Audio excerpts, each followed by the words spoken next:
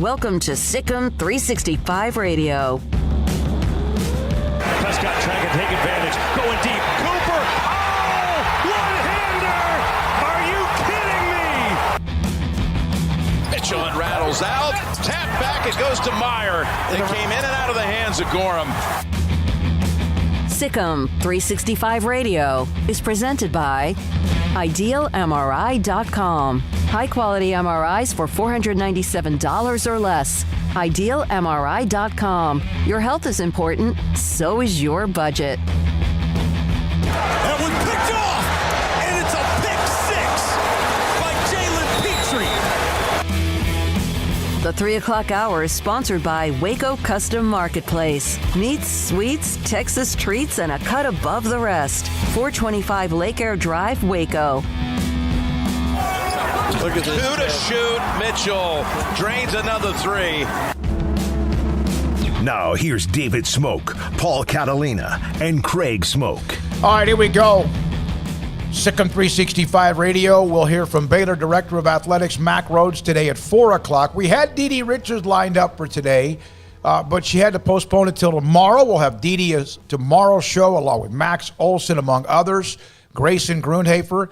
Also today, we'll hear from Nick Eatman of DallasCowboys.com and a few more things, but the main story today, covering pretty much everything, is a new day in the NCAA with student athletes and businesses and name, image, and likeness that for a while it seemed like that was going to be down the road. Down the road was today, this morning, early on, midnight, and Matthew Meyer is the first Baylor athlete that we know of who was able to hook into a name, image, likeness with Visiting Angels, and we will have the representative from Visiting Angels on the show here in about 10 minutes. Yeah, I wish we'd done a poll on who we thought the first current Baylor athlete to do it was.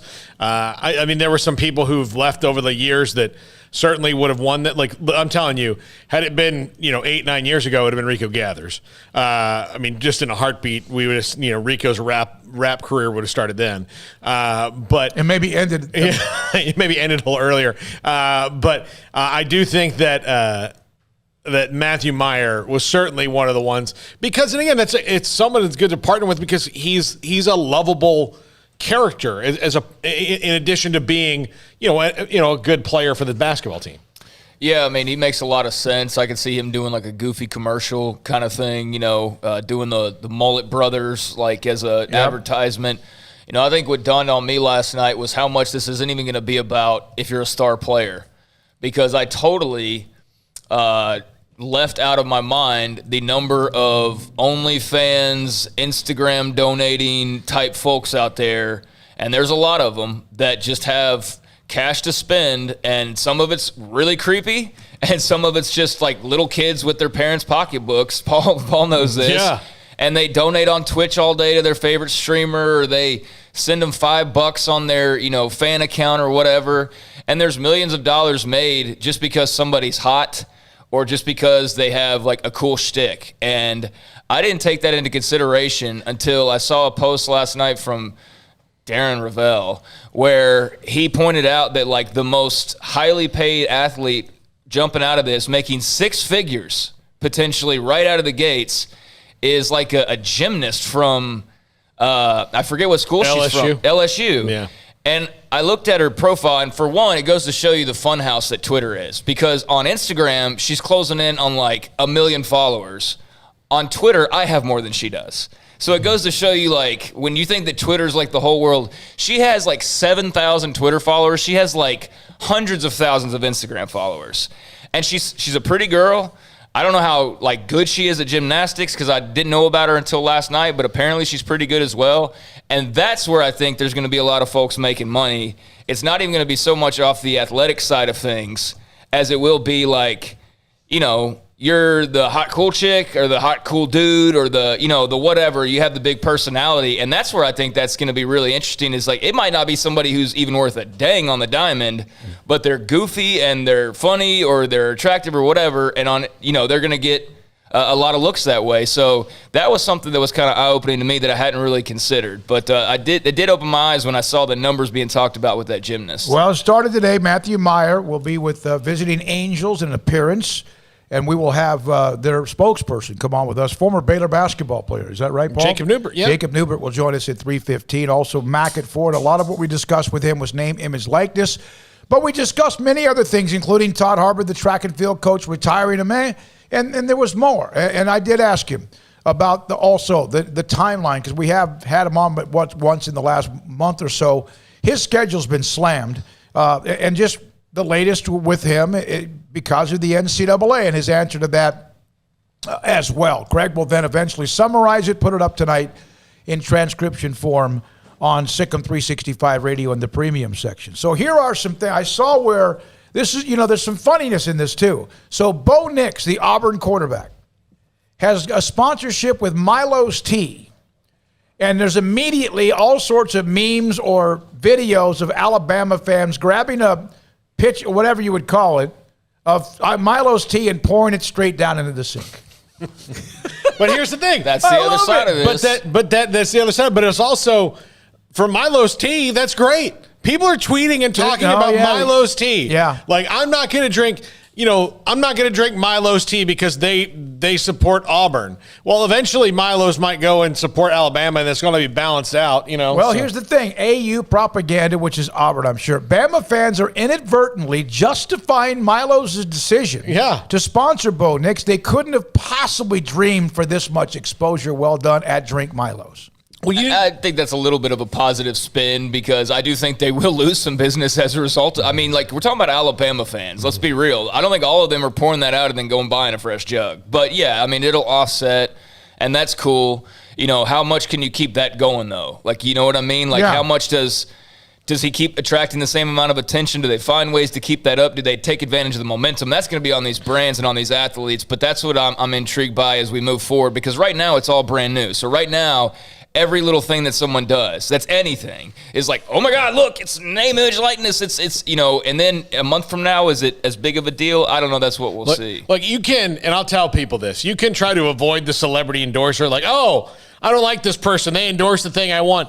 But the more famous that person gets, the more likely they're to wind up doing something that you like. So, might as well just come to grips with it. So we'll have Jacob on here momentarily. I did see on the board on SicEm365.com in the premium section, there were some of these comments as well. If there was any, let's see, hold on. If there was any vestige of the student athlete remaining in football or men's basketball, it is now gone for good. Moving forward, it will be just about the money. Alumni businesses are willing to throw at 18-year-olds and how creative people can be, just outright buying players, folding it under NIL. Some think that's a good thing. I don't. I can barely watch pro sports as of now without being disgusted. I'm afraid I may feel the same way about college sports sometime in the next few years. He said 5 to 10 years. Hope not. And so that was from someone. And there is some that the backlash of the social the social injustice, or sometimes it's about Pride Month. You see people pushing back. They understand, but also not watching as much. If people have certain opinions that I don't like, I just let them have those opinions and I have my own. It's when you try to force them on me is when I will have any type of a bite back. There you go. I will say to the people who are like hand-wringing, and look, I've got concerns about what college football in particular looks like moving forward. I don't think you're going to see that much of a difference, honestly. I just think you're going to see like a little thing here and there. And what cannot be argued, no matter how you feel about, this or that, you cannot argue that these athletes don't deserve to profit off their name, image, and likeness. Like, there is no argument against it. The fact that it lasted this long is miraculous. So, feel how you want to feel, but keep in mind, this is the right thing being done. Now, do they need to make sure it doesn't get out of hand to where dudes are, it's funny, the guy's wearing fur jacket on the sideline. Well, that actually happened in the 80s, when the decade of excess in college football. Barry Switzer on the sideline in a fur jacket. But, yeah, I don't want to see the quarterback from NC State, just chained out and, like, fur coat. I don't want to see excess and it, like, in your face.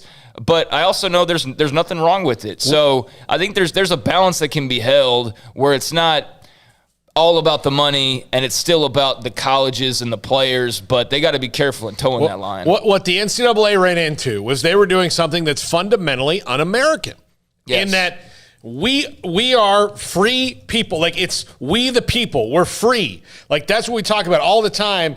And somehow, and it's amazing how these grifts get pulled on the populace. Because, well, they get a scholarship, and they get this, and they get that. Yeah, the school is not paying them. Like that, this is where that argument finally diverged into what it makes sense. The school doesn't have to pay. The school's paying them. The school's giving them all these things, $80,000 to $100,000. You'll hear Mack Rhoades talk about it later. $80,000 to $100,000 worth of things a year that they get. The point is that in addition to that, is that if somebody would like to hire you and give you more money outside of that, they're not allowed to do that. And every other American citizen from age 0 to dead can. Everyone else can unless you're an athlete, and it doesn't make sense because that's a fundamental American right that nobody owns my name. I own my name. I did have one question. Yeah, absolutely. I totally agree. I mean, it'd be like somebody saying Craig Smoak this, Craig Smoak that, and making money off of it. Not that anybody could, but and then I try to do it and no, you can't. But I'm Craig Smoak. No. The other company can use you and your name and your face and your likeness, and they can make money off of all that. But even though you are that entirely, you can't. And that's the thing is there's no argument against it. But yeah, it's going to be really interesting. And I wondered about because I don't know all of the exact rules, but I know before you couldn't go and have a YouTube account and make money off of that. But can you now? Yep. Okay, so you have a Twitch account? Remember the guy? Yep. So if you have a Twitch account, I know that Armstrong and them set up, and you can get sent money at any point. So what stops a booster from going on Twitch and sending $100,000 and then DMing the kid and saying, hey, this is for this and that? And that's what bothers me. That's Nothing. What you're going to have Billy Joe in Auburn, Alabama, creating a Twitch account because Bo Nix is online and sending him a donation. That's the stuff that I wonder how much thought they gave to that because that was the first thing that came to mind. I'd be like, this is so easy to just get around. Well, they're doing it now with rules that say you're not allowed to until, of course, today. And we've seen teams still try to do it. And Paul brought up Adidas. We did a little cut with KWTX TV, came by the KXXV. studio. Who? KXXV. I'm sorry. Channel 25 came by the studio and did a couple of questions with us. And that was one of the things he brought up. Now, a couple of the notes. Jacob Neubert will join us in a moment. Phoenix wins last night. They are now into the NBA Finals. Craig's got off the radar, gets into a lot of the NBA, NHL, along with baseball and whatever else, and other notes and nuggets at 4:45. Mississippi State came back and smashed Vanderbilt. 13-2 and 9-0 after they were crushed in game one. That was about as bad a lopsided 3 games, one way or the other, as I've ever seen in the College World Series. Perhaps I'm wrong. Well, Washington, Leiter and Kumar Rocker, and you still didn't win the College World Series. Yeah. I mean, that was big time by Mississippi State last night. I mean, they had the big answer in game 2 when it was just a no-doubter, and then, last night took care of business, and I didn't have a dog in the fight, but, still feel like NC State got a little bit screwed, quite frankly, but, good for Mississippi State. They took down, maybe the top 2 of the 3 MLB draft picks. That's pretty impressive. Paul, tell us a little bit real quick about OTAs and a couple of 3 NFL teams getting slapped on the wrist. Yeah, the 49ers, Jaguars, and Cowboys fined for OTA violations. Not specific details on what those violations were. Probably too many practices or too many OTAs. The Cowboys have essentially been doing OTAs. I mean, they kept everybody there. I mean, they probably did some more stuff. And no suspensions for the Washington football team, no loss of draft picks, no charges based on the NFL investigation into the improprieties there that came with sexual harassment and toxic workplace environment. But there is a league-imposed $10 million fine for the Washington football team. So Daniel Snyder's helicopter will have to wait till next year to get a polish. They're the ones that, remember, they and the Cowboys got fined $18 and $36 million back in the day when they had that bubble year, and they were told that they were circumventing the NFL salary cap, and yet the NFL approved of all the contracts, so they paid out some money. That's $46 million, $48 million. That was the NFL was colluding against the Players Association, and then the Cowboys and Redskins said, oh, we don't agree with this, so we're just going to go do this, and then they fined them for breaking the collusion. Yeah. All right, coming up next. Also, DJ Allen from Gladewater High School dropped his final four, the wide receiver, very dynamic player, had I think, yards per catch of 20-something yards per catch. He popped his final four, and Baylor is a part of that list among his four. Southern Cal and TCU are also, I believe, on that list, in Arkansas. So that's another one of those where Baylor remains in the mix for a very dynamic player. All right, when we come back, Jacob Neubert on why visiting Angels and what they expect in return, and how did they go about the NIL agreement for an appearance with Matthew Meyer of the Baylor men's basketball team. And this is SicEm365 Radio. I'm online at pioneerboys.com. That's where you can go and get information from Pioneer Steel and Pipe. Metal Buildings, the McGregor General Store. There are pictures of these, of what they do. Metal Buildings, a beautiful barn out somewhere on somebody's ranch. Also, Pipe and Steel, which is underneath. You can see that's kind of an area where people can go outside of a business, and they have the steel, metal, and all that stuff put together.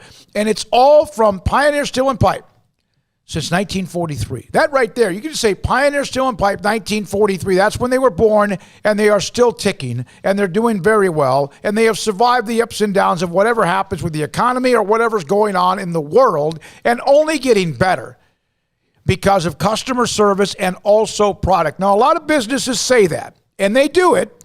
Pioneer Steel and Pipe's done that since 1943. And you can't be in business that long unless you have both.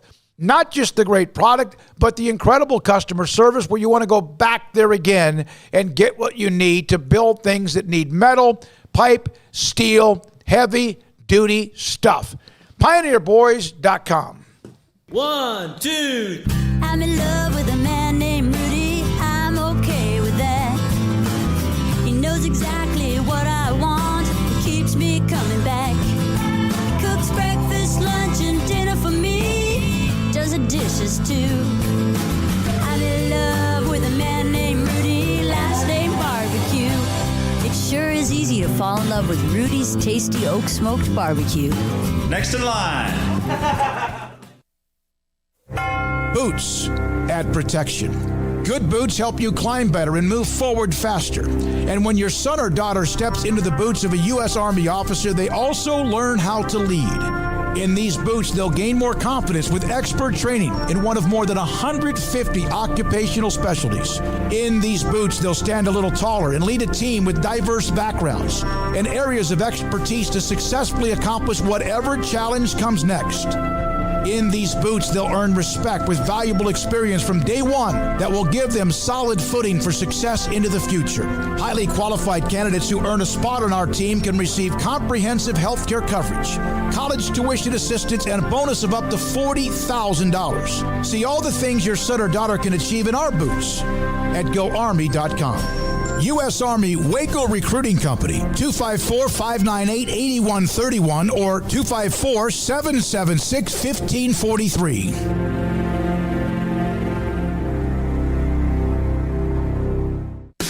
The 4th of July sales event is going on at Allen Samuels with the 2021 Jeep Renegade Latitude and values up to $3,750 or 1.9% for 72 months plus $500 bonus cash. And the 2021 Jeep Gladiator Overland with values up to $1,500 or 3.9% for 72 months. Allen Samuels, located at 201 West Loop 340, online at allensamuelsdcj.com. Come by, let's be friends. With more than 160,000 alumni worldwide and counting, the Baylor family is growing. And through the university's expanded Baylor alumni program, the family is growing closer. With hundreds of local volunteers planning events in cities and towns around the country, you can gather with fellow Bears no matter where you are. So, get connected, get something started, get involved, and make plans to get together with Baylor alumni. Visit us at baylor.edu/alumni. Waco Regional Tennis and Fitness was built to help give you a chance to enjoy elite tennis facilities and also remain fit or reshape your body. Now Waco Regional Tennis and Fitness has gone through its own physical changes. There are 7 large flat screens stretched across the main and improved weight room with Wi-Fi available and their own app to enjoy news, business, weather, or sports channels. The beautiful sound of active treadmills and elliptical machines, group exercise classes throughout each day, a new ballet bar for bar classes, a new look lounge and bar with beer and wine with more large flat screens available, touchless water fountains outside each spacious men's and women's locker rooms, showers, sauna, and whirlpool, upgraded PA system throughout the world-class tennis courts, and lessons for adults and juniors. I promise you'll look and feel better. You just need to walk through the front door. Also, Waco Regional Tennis and Fitness with personal trainers Christy London and Randall Corley. 40-plus group exercise classes, including twice-a-week boot camp. So start today, not tomorrow, at Waco Regional Tennis and Fitness on Lakeshore Drive in Waco. This is SicEm365 Radio. Text us at 254-339-1122. The SicEm365 Radio text line is sponsored by Riverbend Liquor and Wine, with the most extensive variety of craft beer in Waco. A hidden gem on Lakeshore Drive and 19th Street.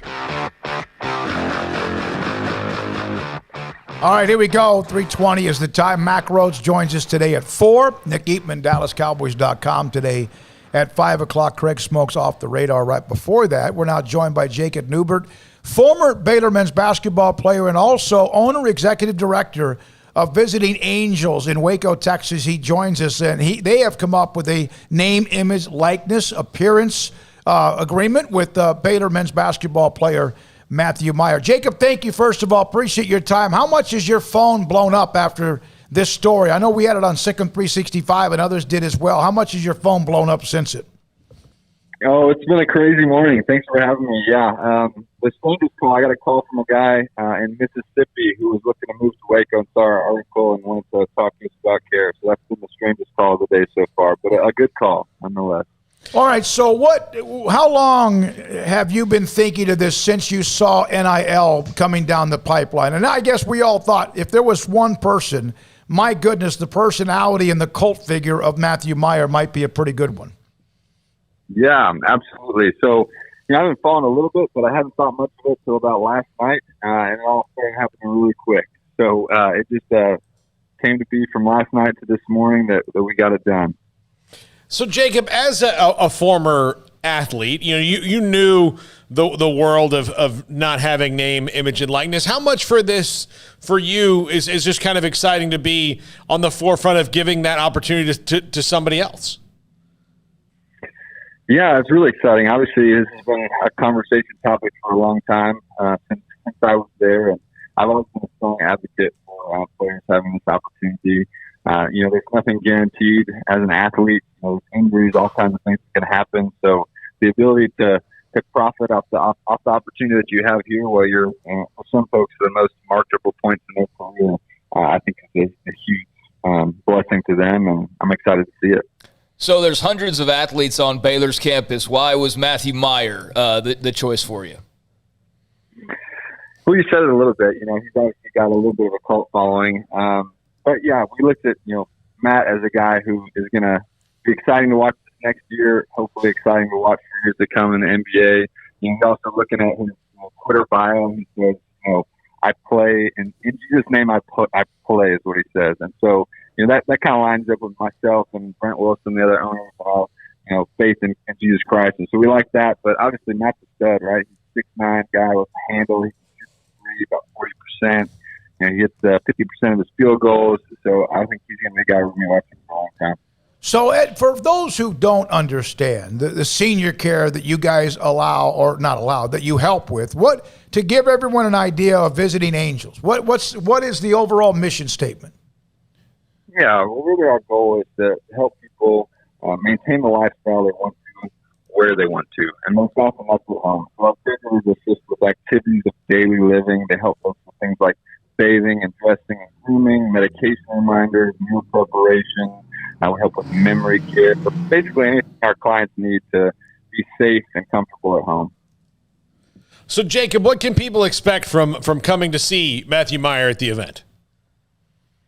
Yeah, well, he's going to be available. We've invited our caregivers and clients and all our community partners, so we're opening up to anybody who wants to come. He's going to be here. We'll have autographs, pictures. We're hoping to have some food, and we'll have some tailgate-type games set up outside. So I think it'll be a good time for anybody who comes out. All right, and again, give everybody the day and time again. Make sure we didn't overlook that in the first place. Yeah, no, it's Monday, so July 5th from 12:45 p.m. to 2:15 p.m. So the day, actually, it's July 4th holiday day on Monday with the 5th as well. Have you looked at other opportunities, or for right now you're going to see how this goes? Yeah, I think we'll see how this goes. We're definitely brainstorming, though. I think there's going to be a lot of opportunities out there for us and for other people, and so we're trying to game plan how we might use this in the future. I don't know if you said this earlier. I hope you did. But what was Matthew's response when you contacted him?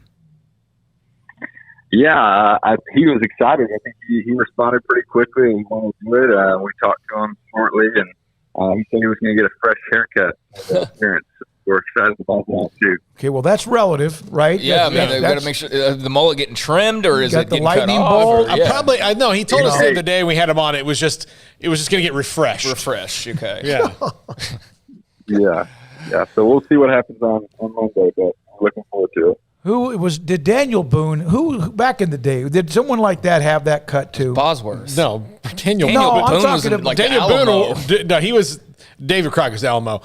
He had a coonskin cap. That's what it was. Yeah, It looks like it, though. It looks like he could be Daniel Boone in a movie. But, I know about Bosworth and all those as well. Hey, Jacob, good to hear from you, man. What were your thoughts, by the way? You were a part of the history of what Baylor men's basketball, where they were, where they are now. What was that like for you watching that great run? Oh, man, it was incredible. I loved watching the team from the beginning of the season.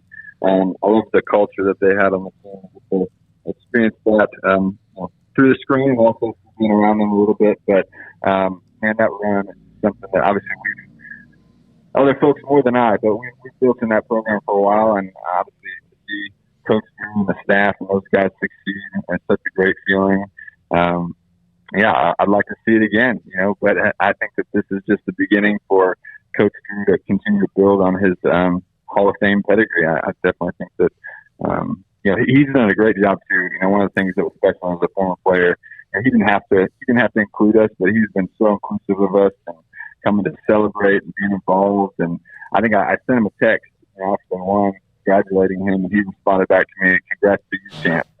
And it's been very inclusive throughout the whole thing. So it's been nice to feel like you're still part of the Baylor basketball family.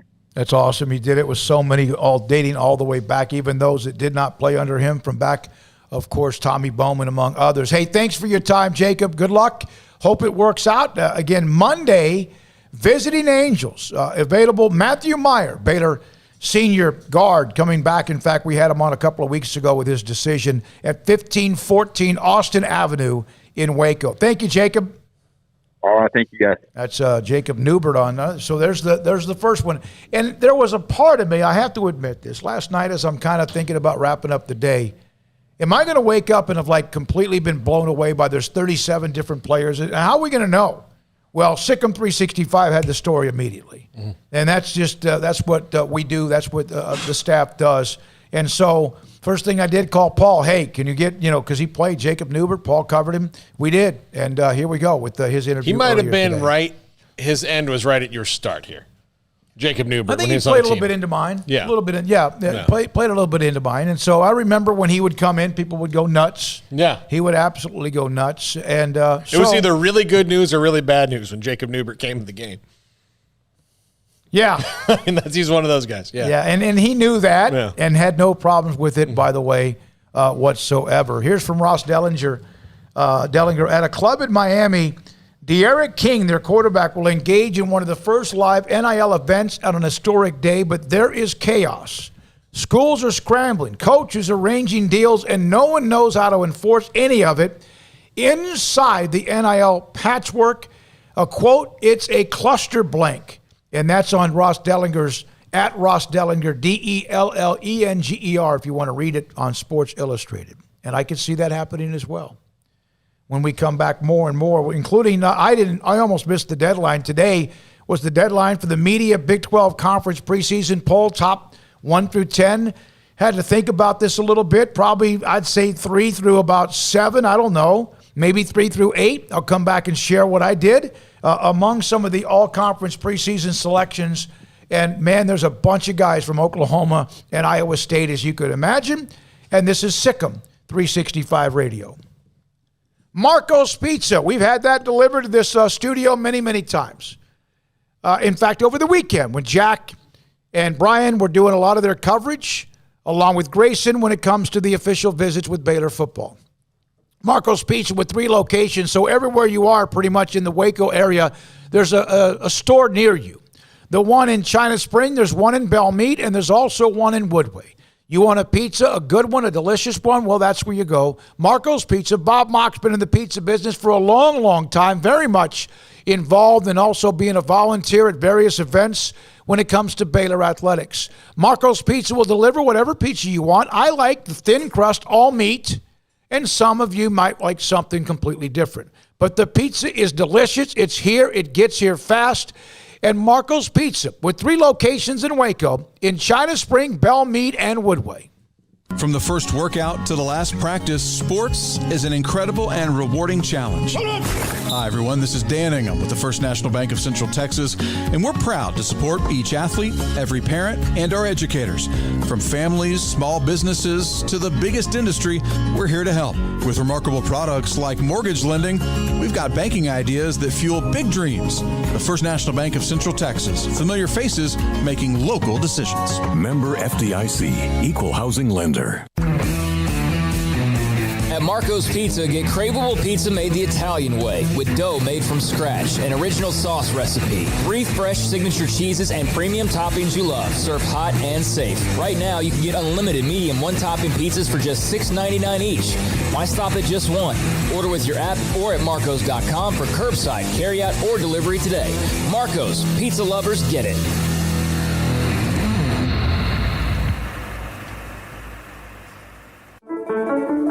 One size fits all. That may be all right for an adjustable belt or cheap sunglasses, but when it comes to your financial needs, no one wants a one-size-fits-all strategy. Cam Heathcott, your Edward Jones financial advisor, knows that his most important goals are yours. That's why he takes the time to understand your needs, knowing you. That's how Edward Jones makes sense of investing. Cam Heathcott, covering Conroe and Houston, 936-756-7717 or cam.heathcott@edwardjones.com. Edward Jones, member SIPC.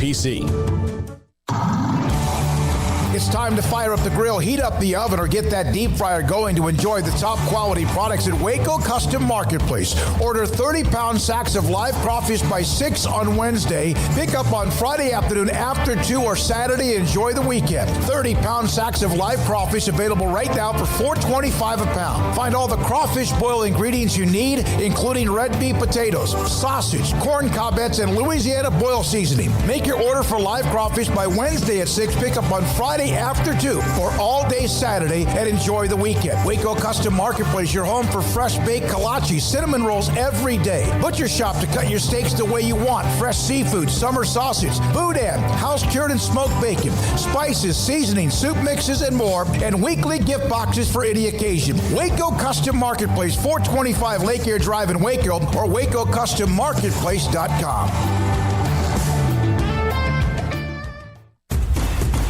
Hey, this is Bryce Petty, former starting quarterback and 2-time Big 12 champion, and I know firsthand the importance of being in top shape both on and off the field. So listen up, men. If you're feeling beat down day in and day out and looking for that high-performance edge that separates the men from the boys, then look no further than the Petty Clinic Low T in Waco. Petty Clinic is a comprehensive men's healthcare clinic with an atmosphere catering to men. Board-certified Dr. Kent Petty has a special interest in offering the highest quality medical care to men of all ages. Some of the services offered include screening and treatment for low testosterone or thyroid, infertility, high blood pressure, diabetes, high cholesterol, sleep apnea, while offering comprehensive wellness exams and complete men's health lab panels. High performance men, remember, it's not just a Petty thing. This is Bryce Petty, encouraging you to reach out and Google search Petty Clinic Low T or go to pettycliniclowt.com and get your complimentary lab screening today.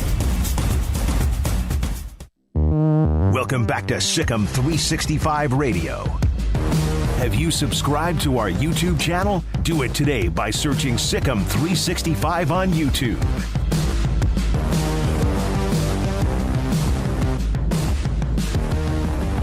All right, this 3 o'clock hour. So Paul and Craig, and I know I probably should have handed out Armstrong. Preseason, top 10, of course, that's on the football teams, 1 through 10. Number 10, Kansas. No. Yep. That's who Number 9, 8, wasn't sure. Maybe Kansas State, 9. I'd put Tech at 9. I put Tech. I had Tech at 8. So, okay, who would you have at 8? I had K-State. K-State. Number 7, and I'm thinking 4, 3, 5, 6, and 7. West Virginia, 7. Okay. I think we should probably do I don't know, to make it clear, you do yours, I'll do mine, Paul can do his. All right, 1 through 10. Oklahoma, Iowa State, Oklahoma State, and I know a lot of times they'll let people down. TCU, 4, Texas, 5, Baylor, 6, West Virginia, Texas Tech, Kansas State, and Kansas. Craig, you go. Mine is way different. I had Iowa State at 1. I put Oklahoma, because my theory here is I know Oklahoma's overwhelming favorite, but if Iowa State's going to do it, it has to be this year. They're losing Purdy. They're it's going to be a different team next year. So I put Iowa State at 1 just for the sake of being different. Oklahoma 2. I put TCU at 3. Put West Virginia at 4. Put Oak State at 5. Put Texas at 6. Baylor 7. K-State 8. Tech, Kansas. That's what I did. All right. Yeah. Oklahoma at 1. Iowa State at 2. TCU at 3. Oklahoma State at 4. Texas 5. West Virginia 6. Baylor 7. K-State 8. Tech 9. Kansas 10. Okay. So it's pretty unanimous. Just a matter of the order of Tech, Kansas State, and Kansas. And I didn't like really putting Baylor at 7, but I didn't have a good reason to put them over Texas or Oklahoma State, or when you really boil it down, Iowa State should be 1 or 2. Oklahoma should be 1 or 2. TCU is going to be pretty stinking good. Yeah.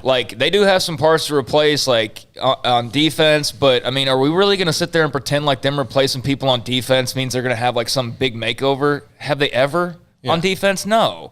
And they've got a quarterback for the first time in a while who's actually been around for a bit.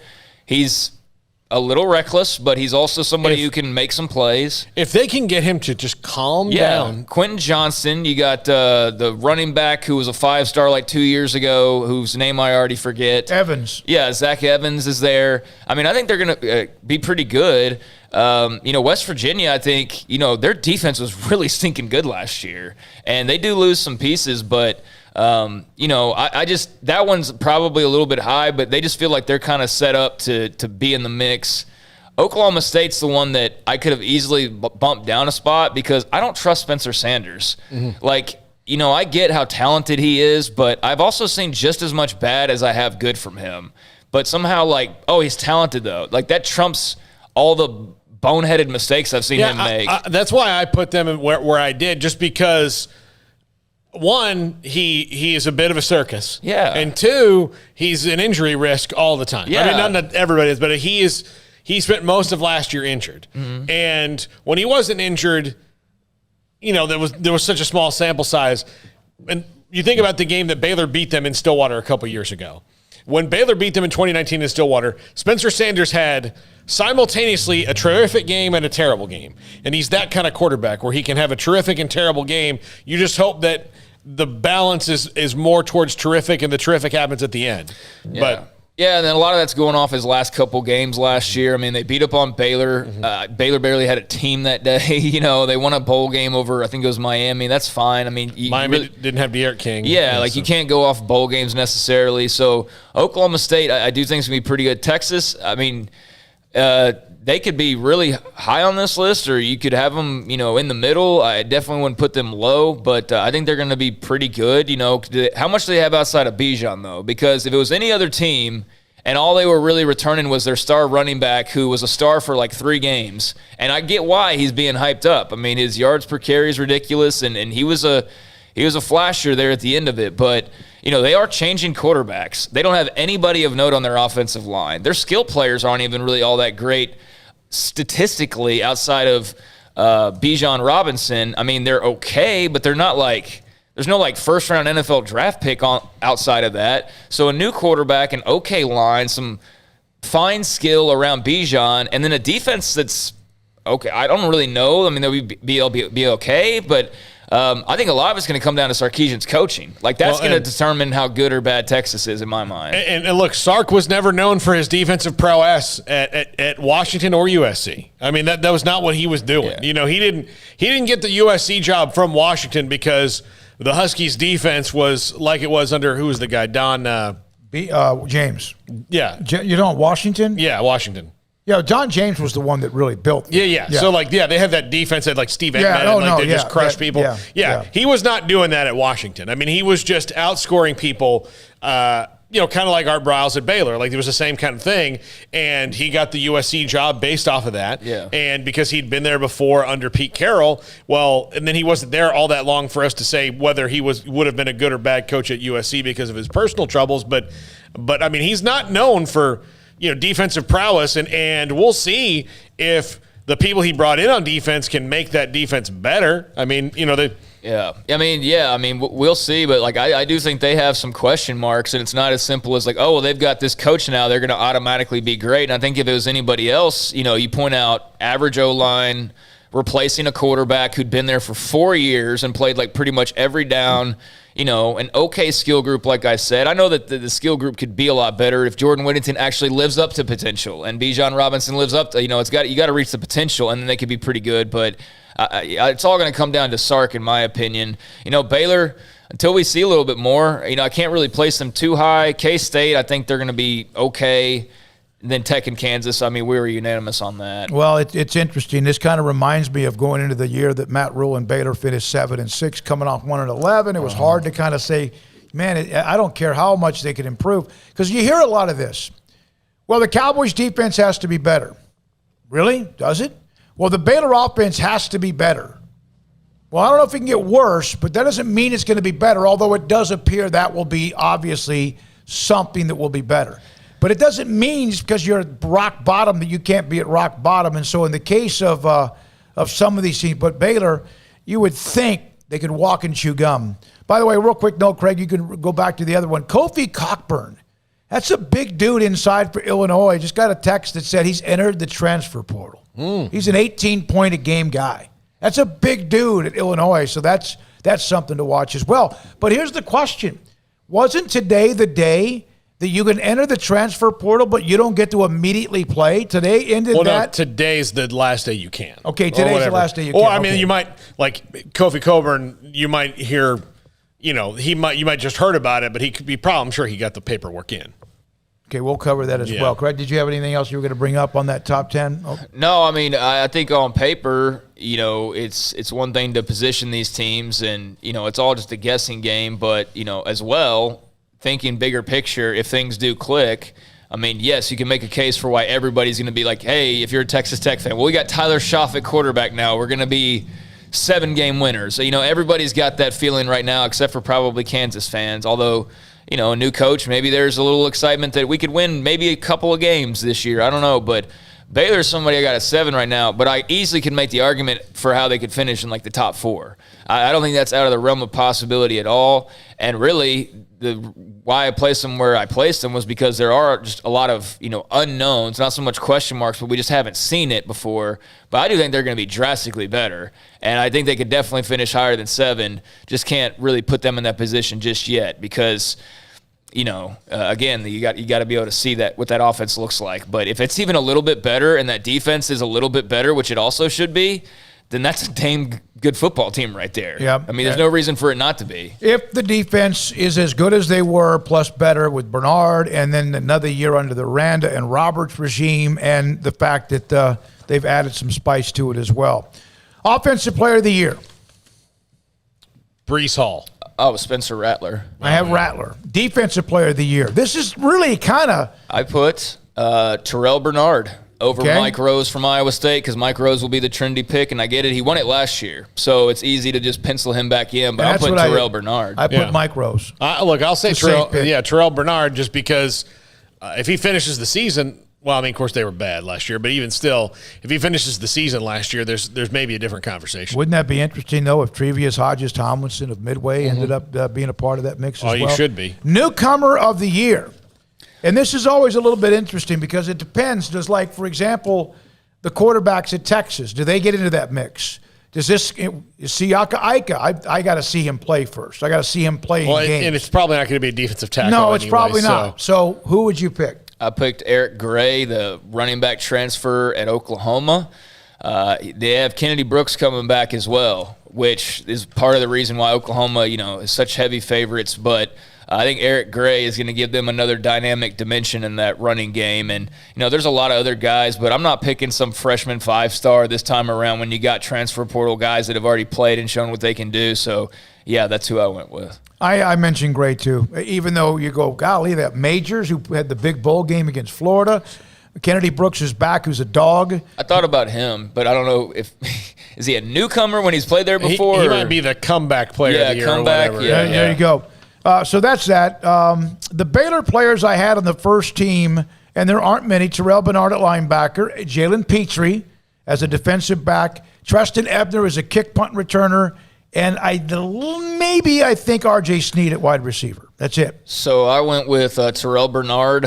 I went with Christian Morgan at safety. Wow. Because there's some great safeties out there, but I mean, I feel like I saw a couple of preseason teams and it's like Deshaun Jameson, Texas. And I feel like, he's a pretty good player, but I feel like that's also like a recruiting pick in a way. Mm-hmm. So if you're looking at like impact, I think Christian Morgan and JT Woods are like this close to being really good safeties. And they started to pick up some turnovers last year. And another year in this defense, I think Christian Morgan could be a hell of a player. So I put him on this list.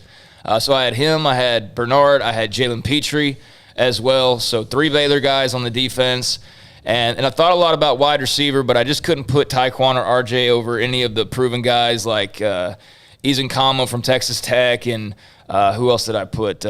Xavier Hutchinson, Iowa State, and Marvin Mims from OU. So I didn't pick a Baylor receiver, but I did put Connor Galvin on the offensive line. And I put Treston Ebner at kick and punt returner. So I got 3 on defense, the special teams with Ebner, and then 1 on the offense. Galvin is someone that gets a lot of talk. But I hope he does have that kind of year. They need him to. I just had Bernard, Petrie, and Ebner. I mean, that's all I had. Nobody on offense to me. Like, they're going to have preseason. Like, preseason is based on last year and the potential to do it this year. Their offense is going to have to prove a lot to me for me to put them all big anything.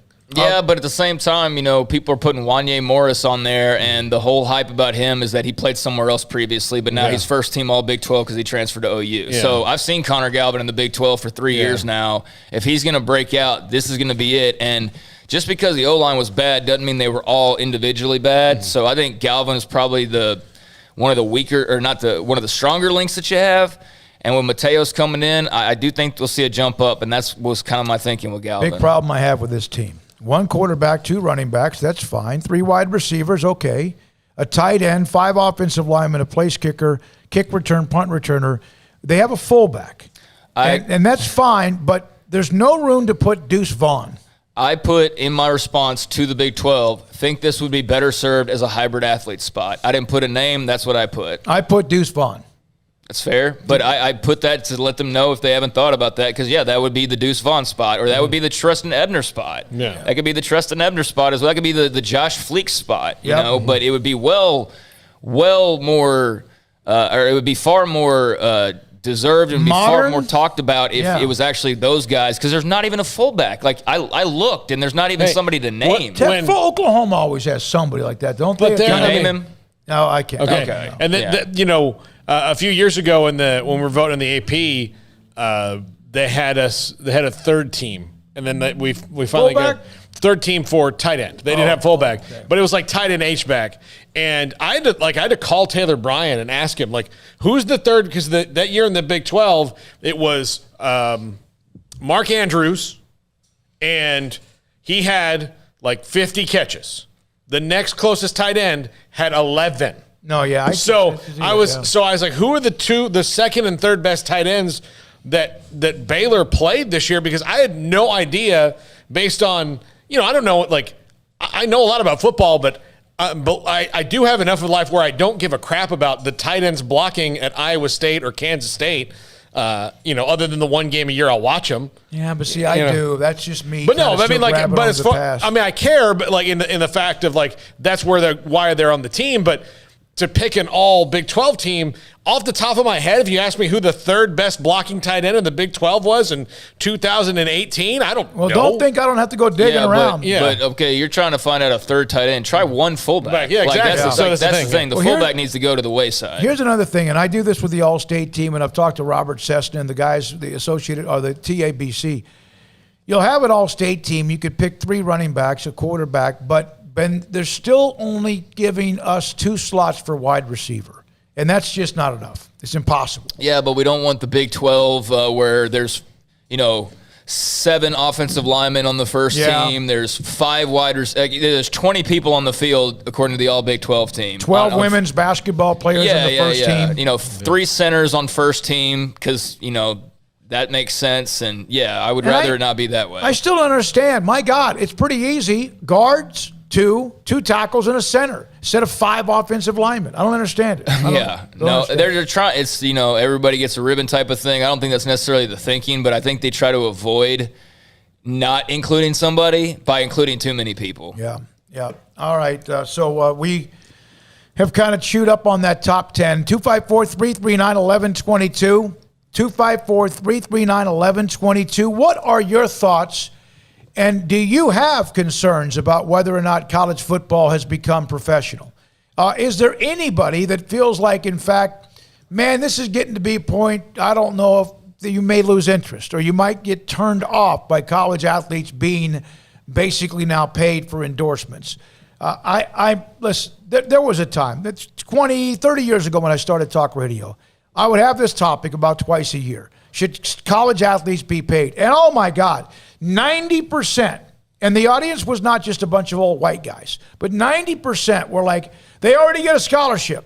And I was kind of in that boat. I've changed my mind on that, but what Craig brought up yesterday, and we will ask Mack Rhoades this as well, you will be stunned perhaps. In fact, I hope 254-339-1122, you tell us how much you think per student athlete they are getting right now prior to name, image, likeness. You give me a figure. How much are they getting? Including what? Academics, room, board, clothing, food, swag, perks, travel, whatever. How much do you think per athlete that Baylor is paying for what is right now the old ways, of course, including the stipend as well? 254-339-1122. And my entire reason for bringing that up was not an argument against name, image, likeness, because, again, there is no argument against name, image, likeness. So it had nothing to do with that. It was simply about the narrative that has been created and thrives that every student athlete is some poor, mistreated, down on their luck, on the streets, basically wake up on the curb and then go to football practice and classes all day and then, go back to sleep on the curb. And I think that, there are people who come from, bad backgrounds, but they get treated a hell of a lot better at college. And I just don't like the poor, woe is me student athlete storyline that sometimes I see. So the question that you were asking back in the old days, Smokey, which was the question at the time, which I think most people didn't understand until the O'Bannon lawsuit was, it's now 2 questions. Should the university pay athletes? Or should athletes be allowed to make money off their own name? Off their own name. So there's 2 different questions now. As where before the O'Bannon lawsuit, I don't think anybody quite understood what NCAA athletes were really missing out on, because it's an extremely valid point, and it's a point that needs to be made, and that the universities and the NCAA was right on this, and that yes, these schools are paying these people room and board and all these things getting. Now, did they have shortfalls? Yeah, and they've corrected those shortfalls. So now that the shortfalls are corrected, should they pay them cash? Well, how much? It's $100,000. Then you get into the they're giving $100,000 or so a year, depending on the school you go to, and then on top of that, there's so many other things. So that's why it's a separate question now. Yeah, it is, and it's like everybody wants something for free. It's like those I saw during the political part of the season about student loans should be forgiven.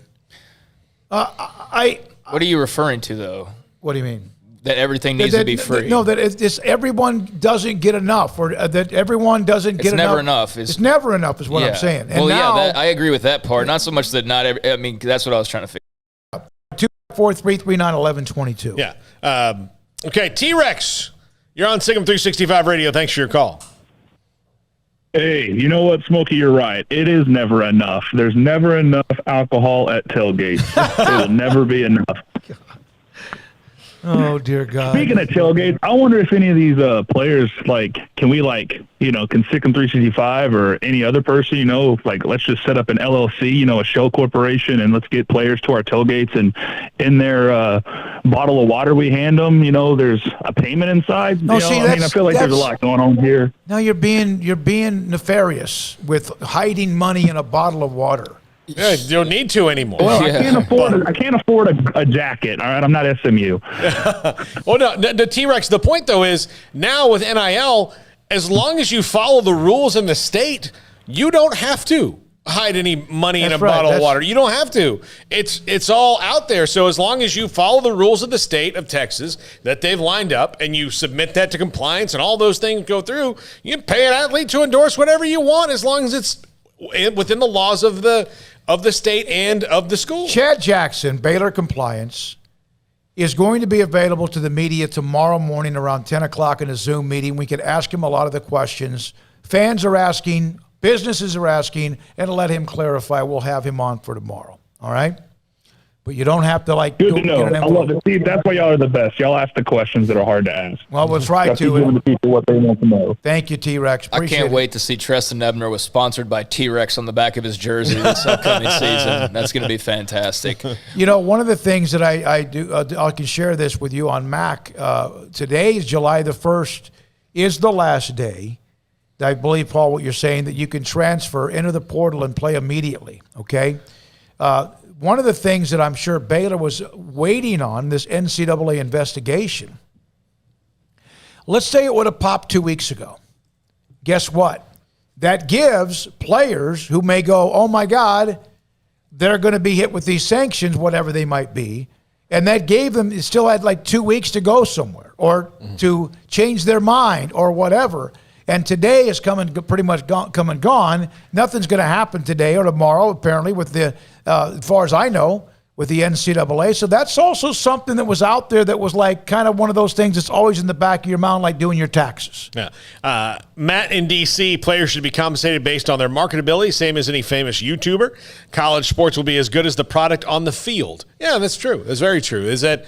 there will be a rush of wasted money and sunk costs. Oh my gosh! There's going to be a lot of people that thought I thought that was a good idea, but also as much of that is that's marketing though. That's how things go. There's people right now that sink a lot of money into direct mail when most of it goes in the trash. Yeah. But whatever their rate of return must be good enough for them to justify the direct mail because they do it. Or paying somebody to blow up my phone from spam. Yeah. I think the biggest thing is, and if y'all are on that call, I would be curious about the Twitch thing, because that just seems like it would be so easy. Because all you have to do is go live and just be talking to your audience, and then people with the push of a button can just donate however much money they want to, as long as they actually have that money. And that's where I could see you really getting around that loophole. I would, especially for this is where it concerns me is for high school athletes and recruits. Because once you're already at a place,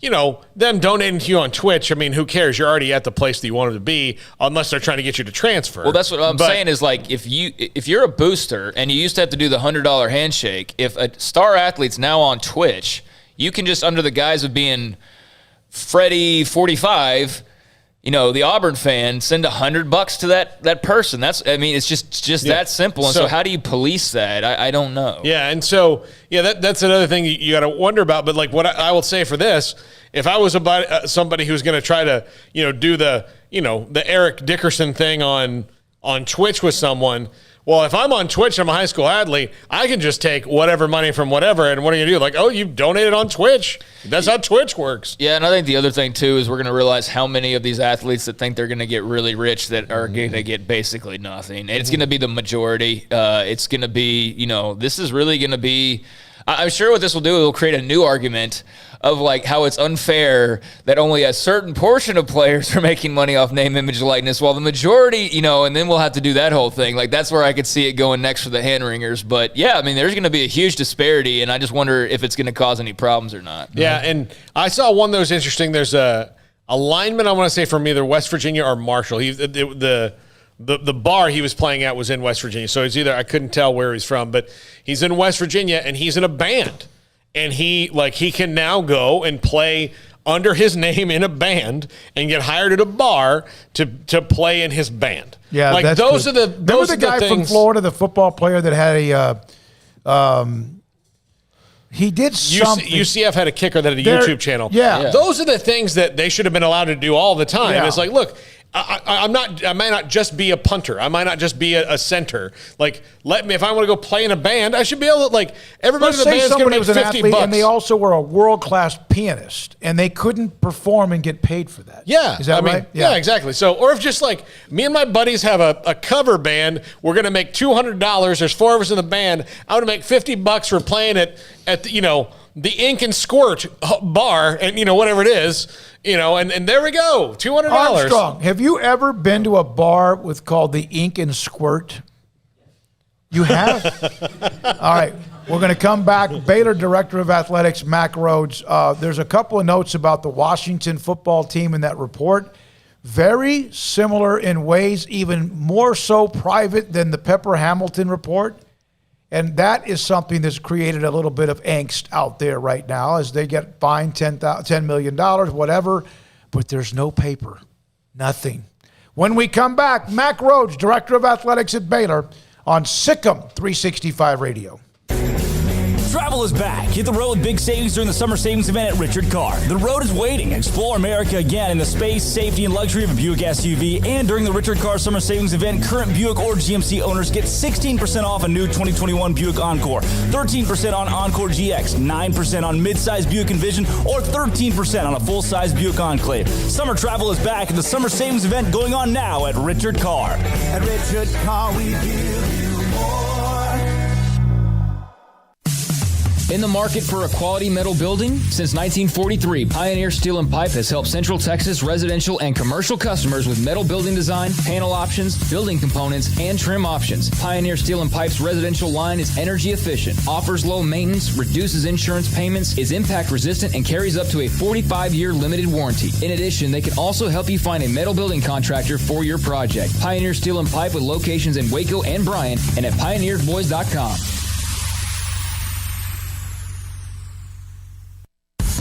Texas Farm Bureau Insurance has protected fellow Texans with auto, home, health, and life insurance since 1952. With more than 260,000 square miles of land and 27 million people, that's a lot to cover. Whether you're wrangling cattle or wrangling kids, we're proud to protect Texans in all Texan ways of life. Stop by and see our agents at one of our 3 McLennan County locations. Coverage and discounts are subject to qualifications and policy terms and may vary by situation. Don Humidor, your home with a 48-foot walk-in humidor with the elite cigar brands from around the world, including the #1 cigar of the year, Aging Room Cuatro Nicaragua. Plus, they have the great brands like Macanudo and Artur Fuente, Rocky Patel, Aston, and so much more. CBD, great for sore muscles, aches and pains, sleep, Vita Dreams, and anxiety, mild depression, general health and wellness. Their staff very knowledgeable on the subject. If anyone is curious about CBD, ask Carol and Ashley. Don Humidor in the Townwest Shopping Center off Valley Mills in Waco. At Ideal MRI, we feel blessed to be part of the Waco community. We're a small family business here in Central Texas. At times like this, the cost of healthcare has never been more important. And unfortunately, significant illnesses and injuries still occur. And that's why Ideal MRI is open and here to serve you through this difficult time. So if you need an MRI, ask your doctor about Ideal MRI. You can schedule online in minutes at idealmri.com or call 833-IDEAL-MRI.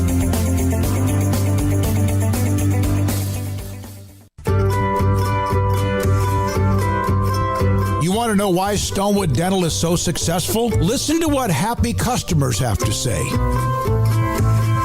It's pleasant. It's different than any other dentist office. I really feel like they care.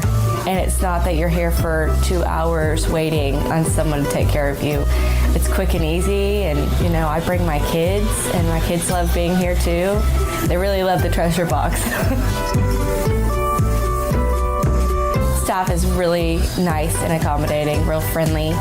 You feel more like home. It's not sterile looking. Everybody has their own personalized rooms with decorations and decor, and they'll even have a blanket for you when it's cold.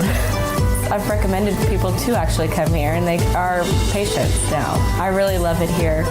It feels like family. Learn more, stonewood-dental.com.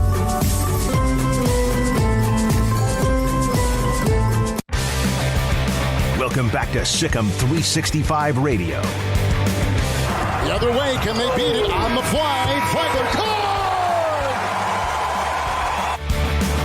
The 4 o'clock hour is sponsored by Boozer's Jewelers, the wedding ring store, specializing in custom jewelry and repair, all in-house.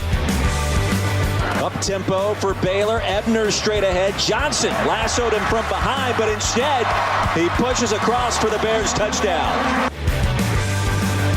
Welcome back to SicEm365 Radio. Our weekly segment with Baylor Director of Athletics Mack Rhoades is brought to you by Edward Jones Investments Brokers, Tom Albers, Brad Wilson, Ben Erlinson, and Cam Heathcott. Edward Jones, making sense of investing. Now here's David Smoak, Paul Catalina, and Craig Smoak. We're now joined by Baylor Director of Athletics Mack Rhoades on SicEm365 Radio on what is an historic day when it comes to the NCAA and student athletes in name, image, and likeness. Mack, how's day one? Day one has been good. I mean, fairly quiet. I think everybody's still getting their arms wrapped around it. As you know, there's been some national stories. A handful of student athletes that have made public statements, posts about it. But the world is still round, and we're still moving forward. So good day. Mack, are you a little disappointed, and I don't want you to speak for other athletic directors or presidents, that the NCAA took until yesterday to make any kind of formal ruling on what they wanted to do, and then their choice was essentially just, we're going to suspend all the rules and then let it come out in the wash?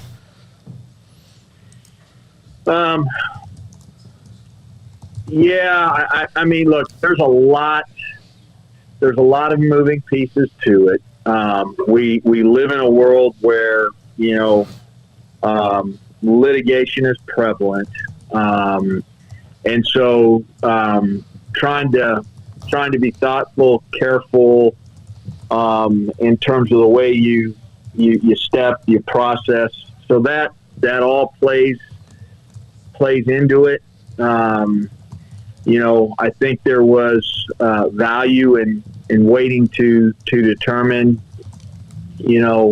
although two separate issues, but waiting to determine and see how the Supreme Court handled the Alston case. So, it's easy for me to say, would I've liked action sooner?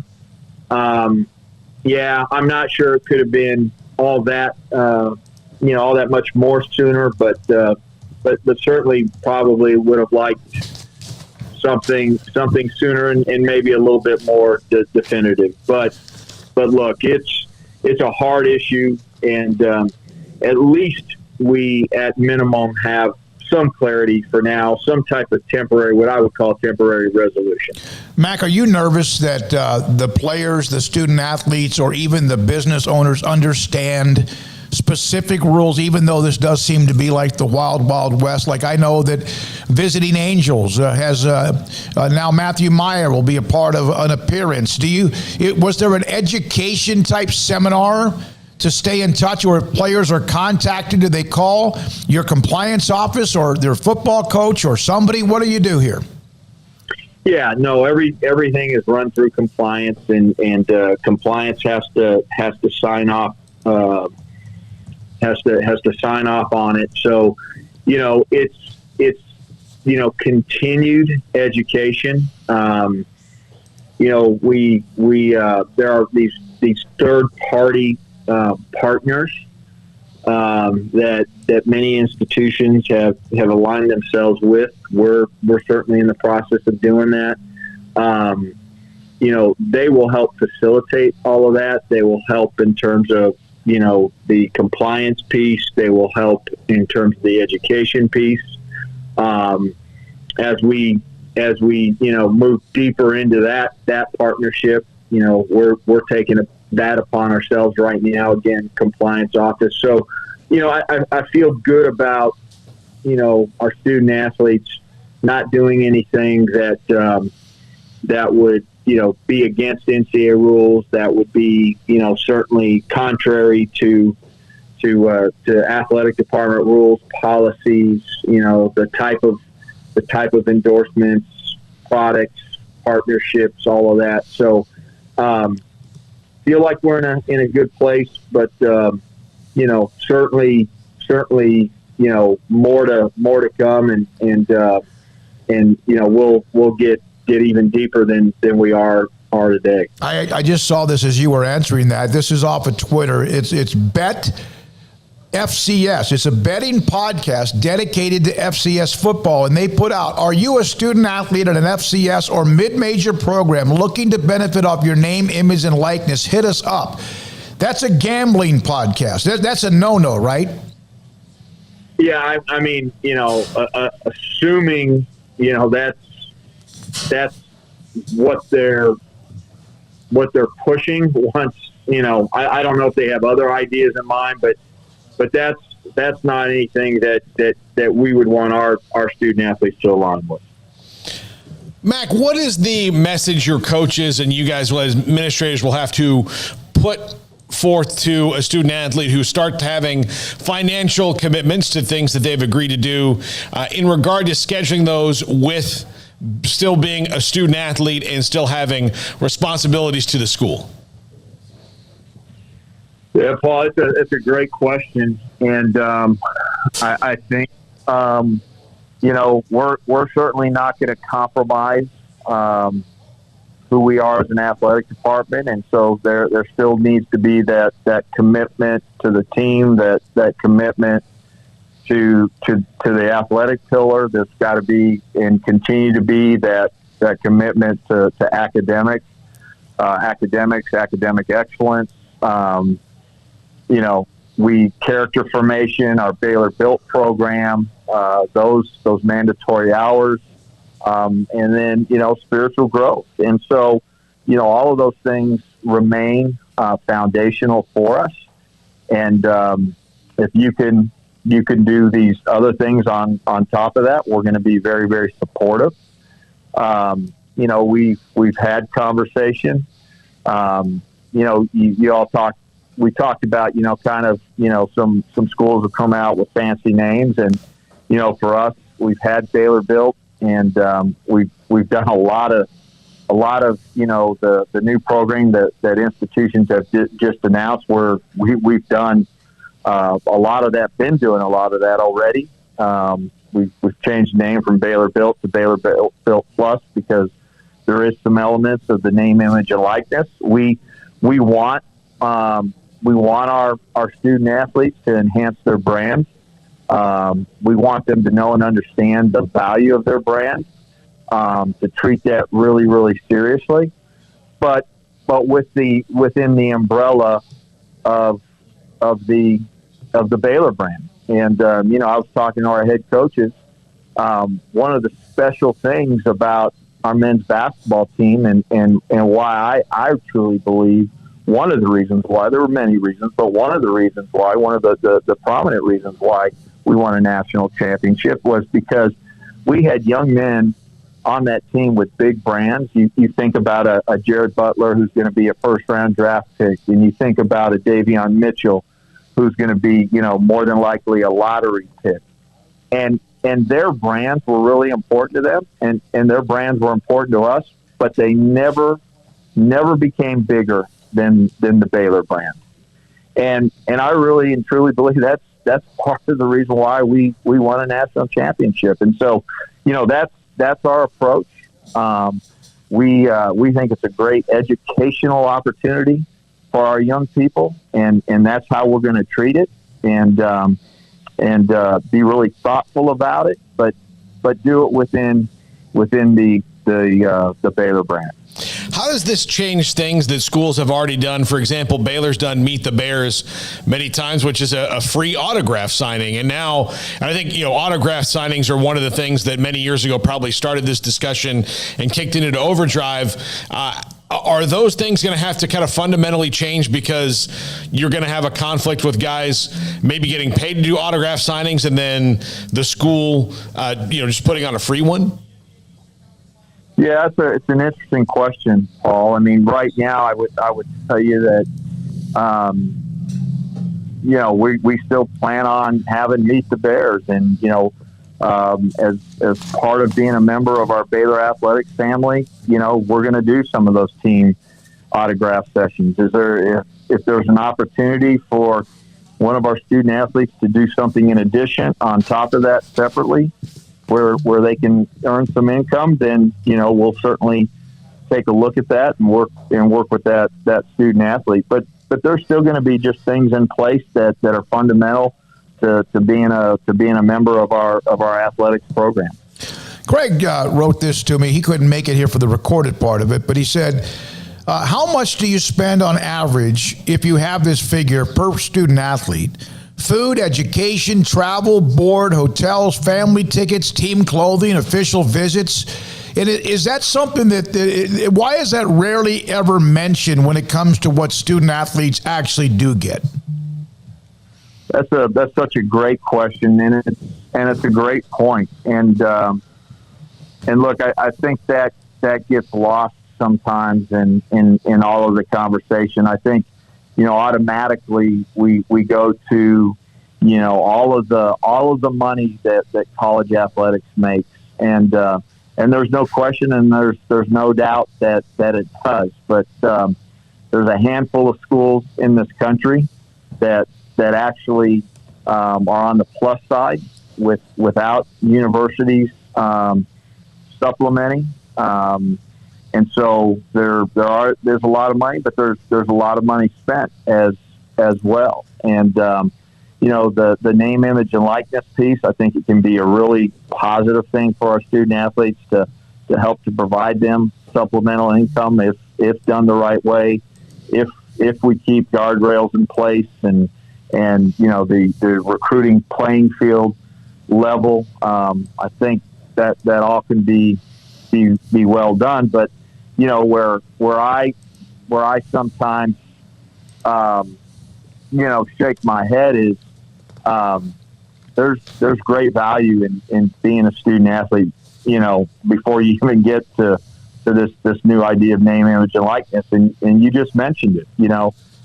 At Baylor, when you add up all of those things, and we talk about it. We talk about it with our board of regents. It's a significant amount of money over a 4-year period of time. It's a significant amount of money, on an annual basis, north of $80,000, and depending upon what you include, it gets above 6 figures. And so, I would like to think that we do a lot to support our young people, and we're going to continue to try to move that needle every year. Like I said, that's our job, that's our calling, is to make sure they're prepared for life afterward.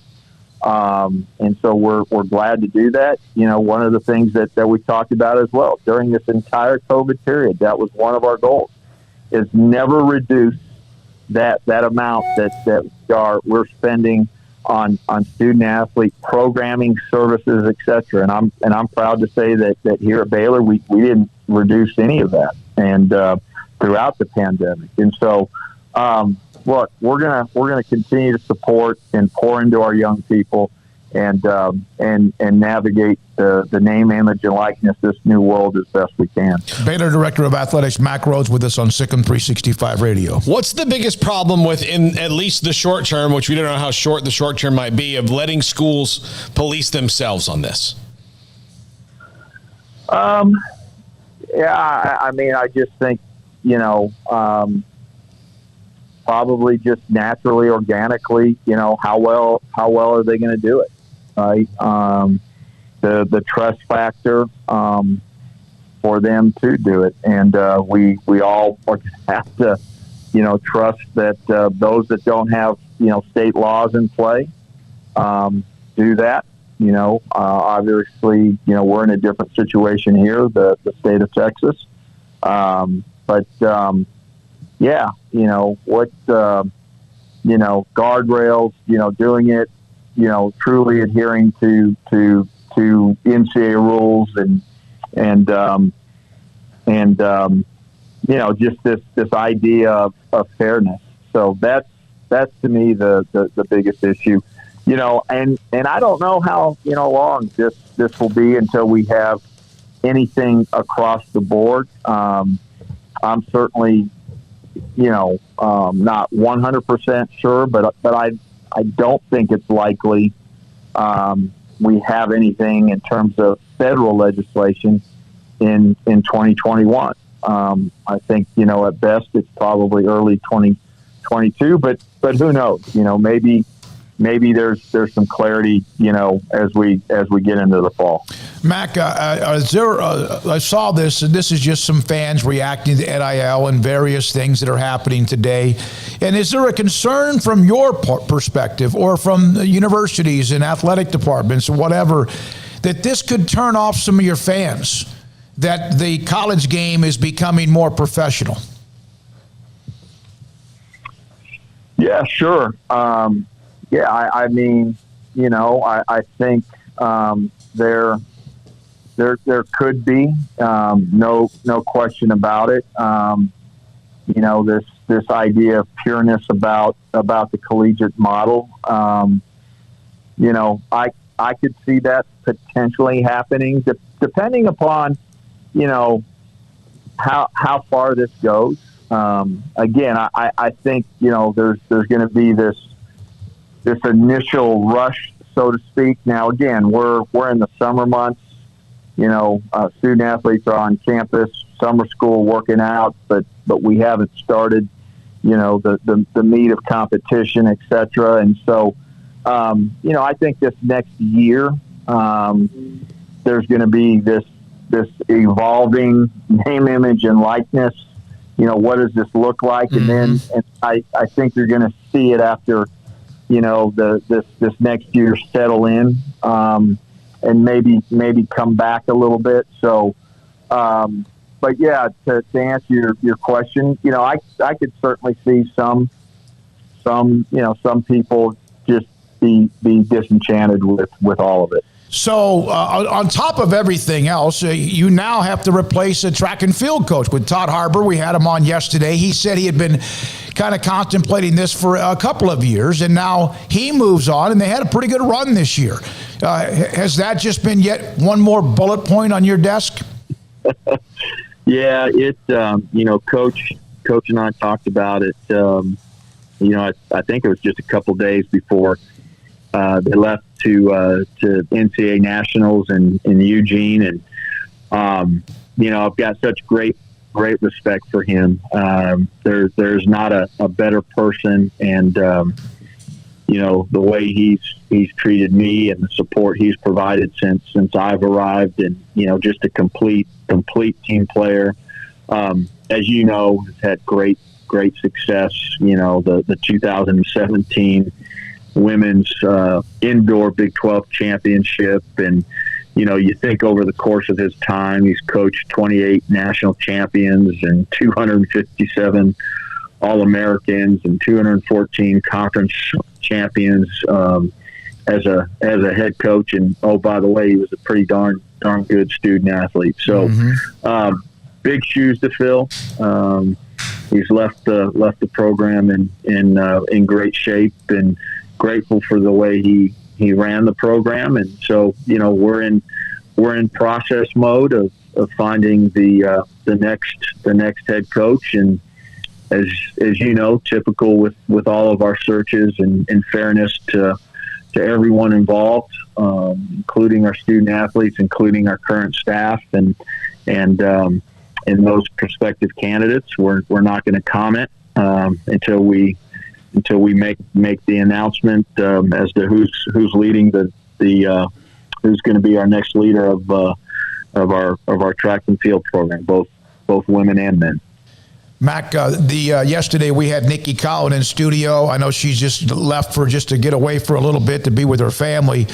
And she said to us that they are on the verge, or she is on the verge of naming her last assistant coach, and that she sent you a text to let you know that, in fact, she will actually eventually fill out her staff. And she kind of said that in a way that you were maybe wondering if there would ever be that final assistant coach. Yeah, I've given her a little bit of a hard time about just finalizing the staff, and look, she's done a great job, and she's been very methodical, very, very careful, and in all seriousness, I love the way she's handled it.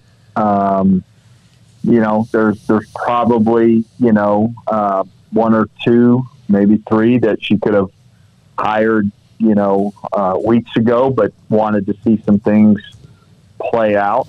And I think her patience and her due diligence is going to pay off. I think the third assistant, when we announce that person, will be a great, I think people will think, but more than anything, I think, and certainly Nikki thinks, it's going to be a great addition to our staff. I was told that your interviews, and this is from somebody on your staff, and Nikki did not confirm or deny, that your interviews, the length of them, are legendary. Yeah, I don't know about that. I mean, they're in depth, and we talk about a lot of different things.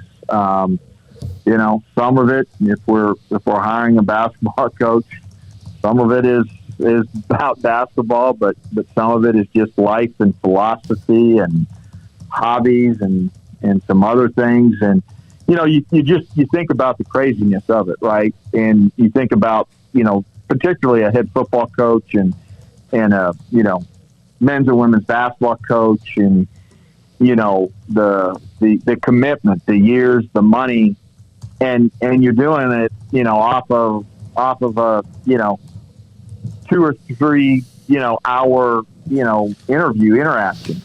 Corporate America takes 30 days to make that type of hire, and we're trying to do it in 2 to 3 hours. And so not that the extra 2 or 3 hours that we take is enough, but yeah, we're gonna.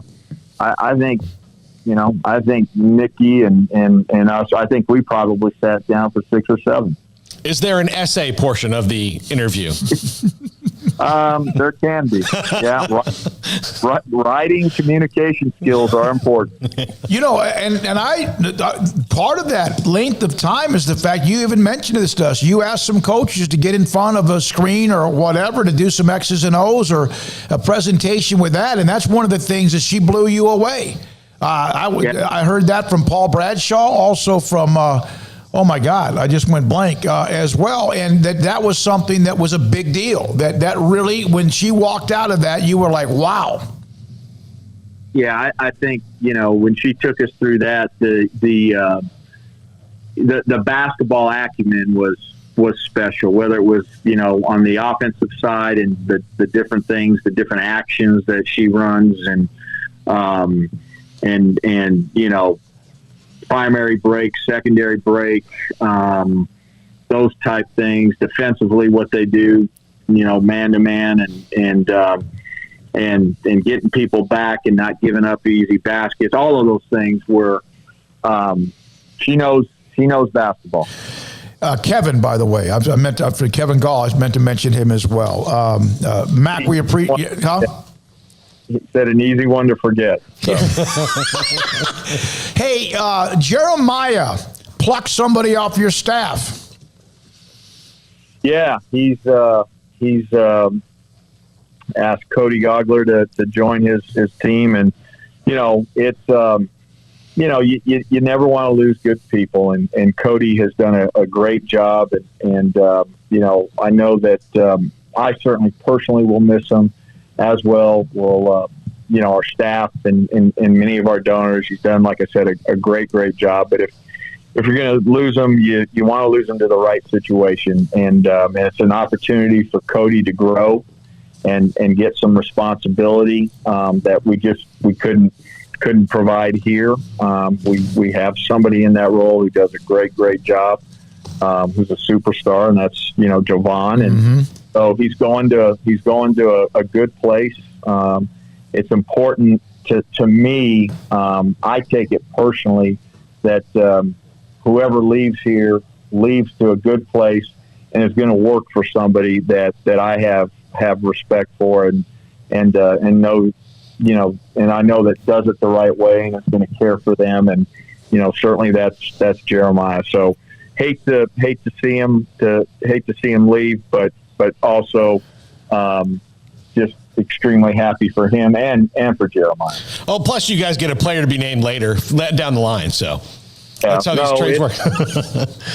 Believe me, that fine print. Jeremiah knows and understands that he owes me in the future some.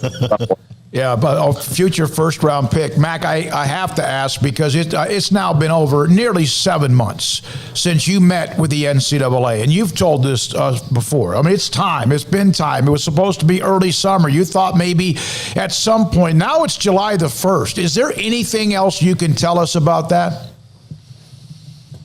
No, there really isn't. I will tell you this. I was certainly, as we got to mid-June, transparently, I was worried.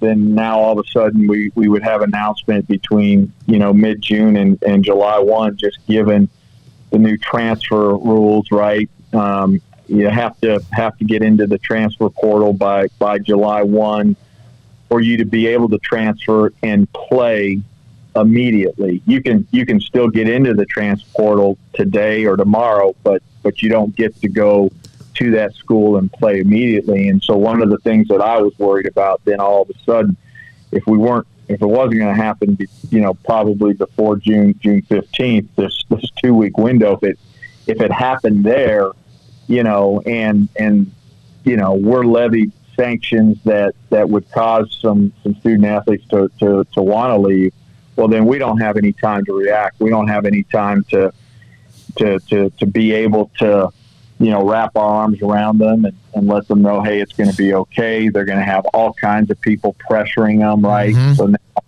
going into the portal, and then, we're not going to have any time to react and maybe replace them in the portal and get them here to where they could play right away. And so there was that nuance going on, and we've obviously we're July 1, and so that's not a worry of mine.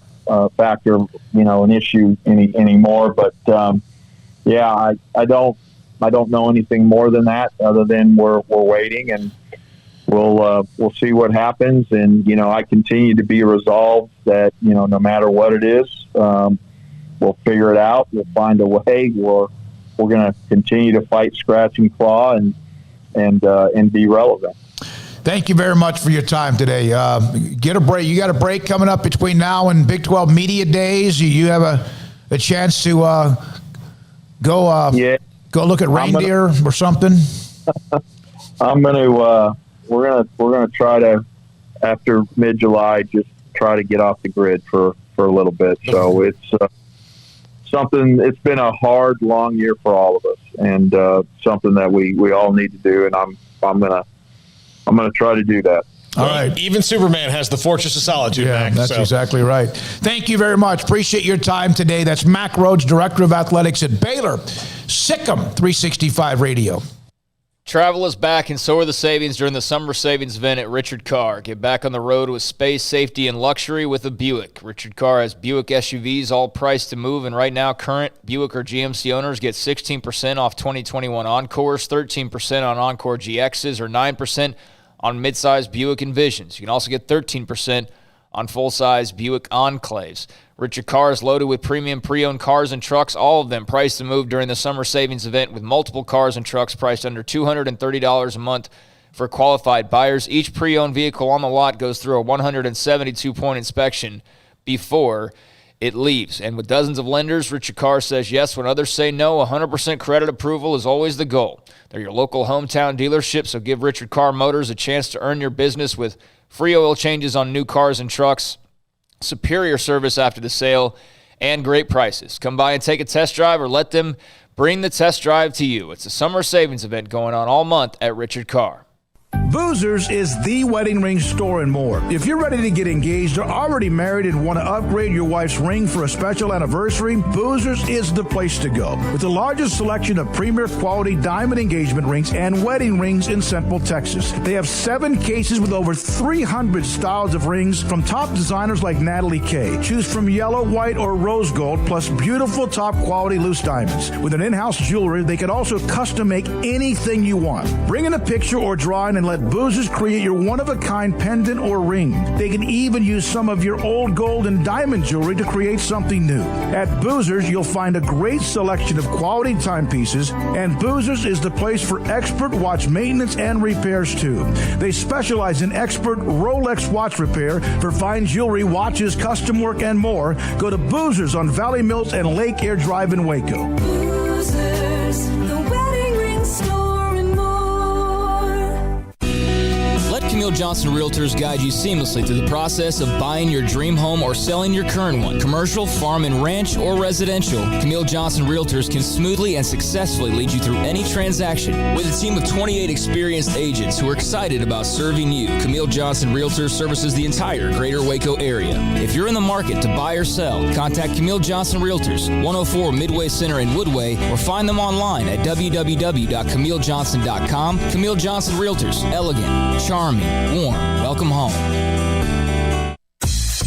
Southwest Sports Medicine and Orthopedics, the team physician of Baylor Athletics. Our doctors specialize in the diagnosis and treatment of any and all sports-related injuries. Celebrating over a decade of service in Central Texas, our doctors are equipped to handle a wide range of issues, whether it's your foot or ankle, orthopedic spine care, your hand or wrist, knee and shoulder pain, or if you're in need of our arthritis or total joint clinic. Come see us at the new Baylor Scott and White Ted and Sue Getterman Sports and Orthopedic Center. Trust the doctors at Baylor Trust, Southwest Sports Medicine and Orthopedics. Our goal is to get you back in the game.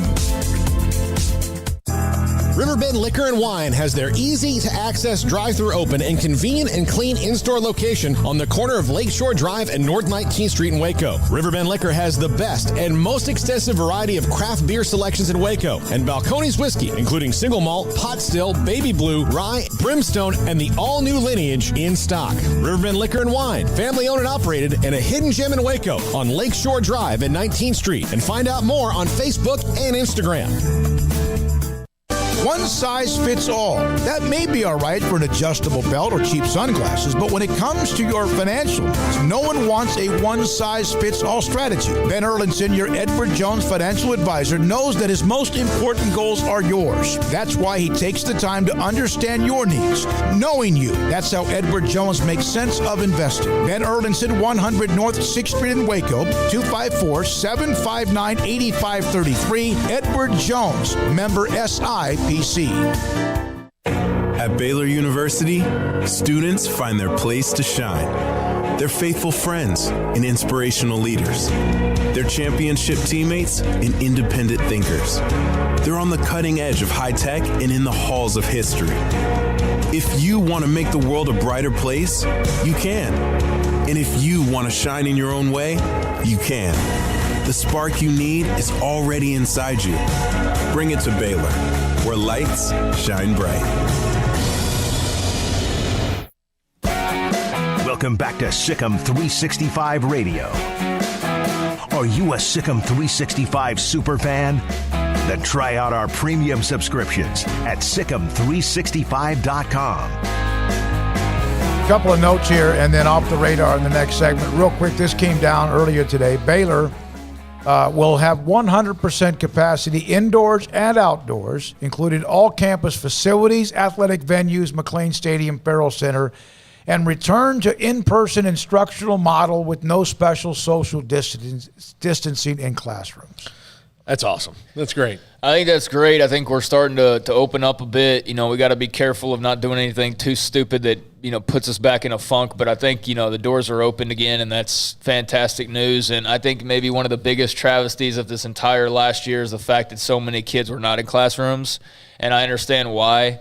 But, you know, I don't think that that's good for productivity long term, is to be learning on computers by yourself or with mom by your side. I think that the human interactions and the learning lessons that you get from that and become an adult are invaluable. And you take that away, and you got some kids who are kind of lost or you know, whatever. So I think that's huge. Bit went through it this year with my nephew, and I can tell you, one of the things I told him many times is I said, look, Luke, I can't help you with high school algebra because that was a long time ago for me. And it's over for me, and this is not benefiting you. And then he would say, well, why do I have to do this? And my answer was, because we all have to do it. Yeah, it's a rite of passage. It's what you have to do. We all have to do it. Does it make sense? It doesn't make sense to you now. But at a point in your life, you'll understand why you had to do this. Why?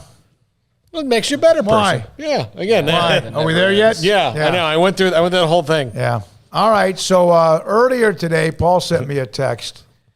And I didn't quite read it. Well, I guess I wasn't reading it correctly. But I thought it was an NIL thing. No. But this is the arrogance, the entitlement, and again, this is how Texas fans, and sometimes the universities, they step in their own pile themselves with that. But Paul sent me this story, and the story, who is this? This is from Burnt Orange Nation, and they do a thing on their website that is fan posts. And so this is a fan.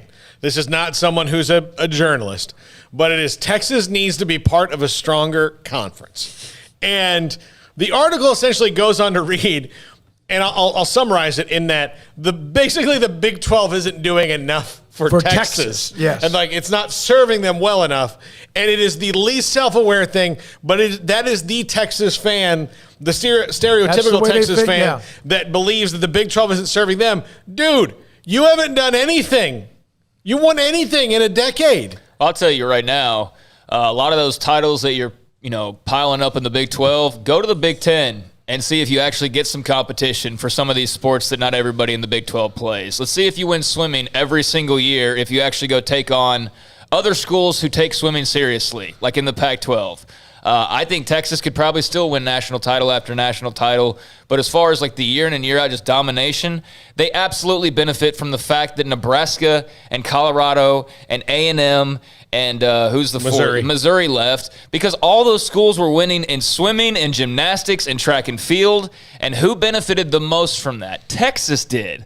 So no one has held them back. They've held themselves back with their own arrogance. Every time I see that, I just know it's a dumb person that I don't really need to spend time on, because they're so delusional as to believe that it's the conference, not UT itself, that is hindering UT's whatever they would have if they were in the Big Ten or the SEC. If you were in the SEC, you would be more irrelevant than you are now, and you're not irrelevant, but in terms of you must feel that way to think that the Big 12 is holding you down. So go somewhere else, brag about the money you make, and then be satisfied when you don't win as many championships. To me, this argument breaks, if it came to fruition for this guy, whoever it is that wrote it, it's kind of like saying, look, I have a really nice, beautiful girlfriend who treats me well, and I get to do pretty much whatever I want, but she's not as pretty as I think I deserve, so I'm going to go and just hit on Victoria's Secret models. And then you'll find out that maybe they don't like you either, dude. I have a question. How would the other network conferences feel about the Longhorn Network?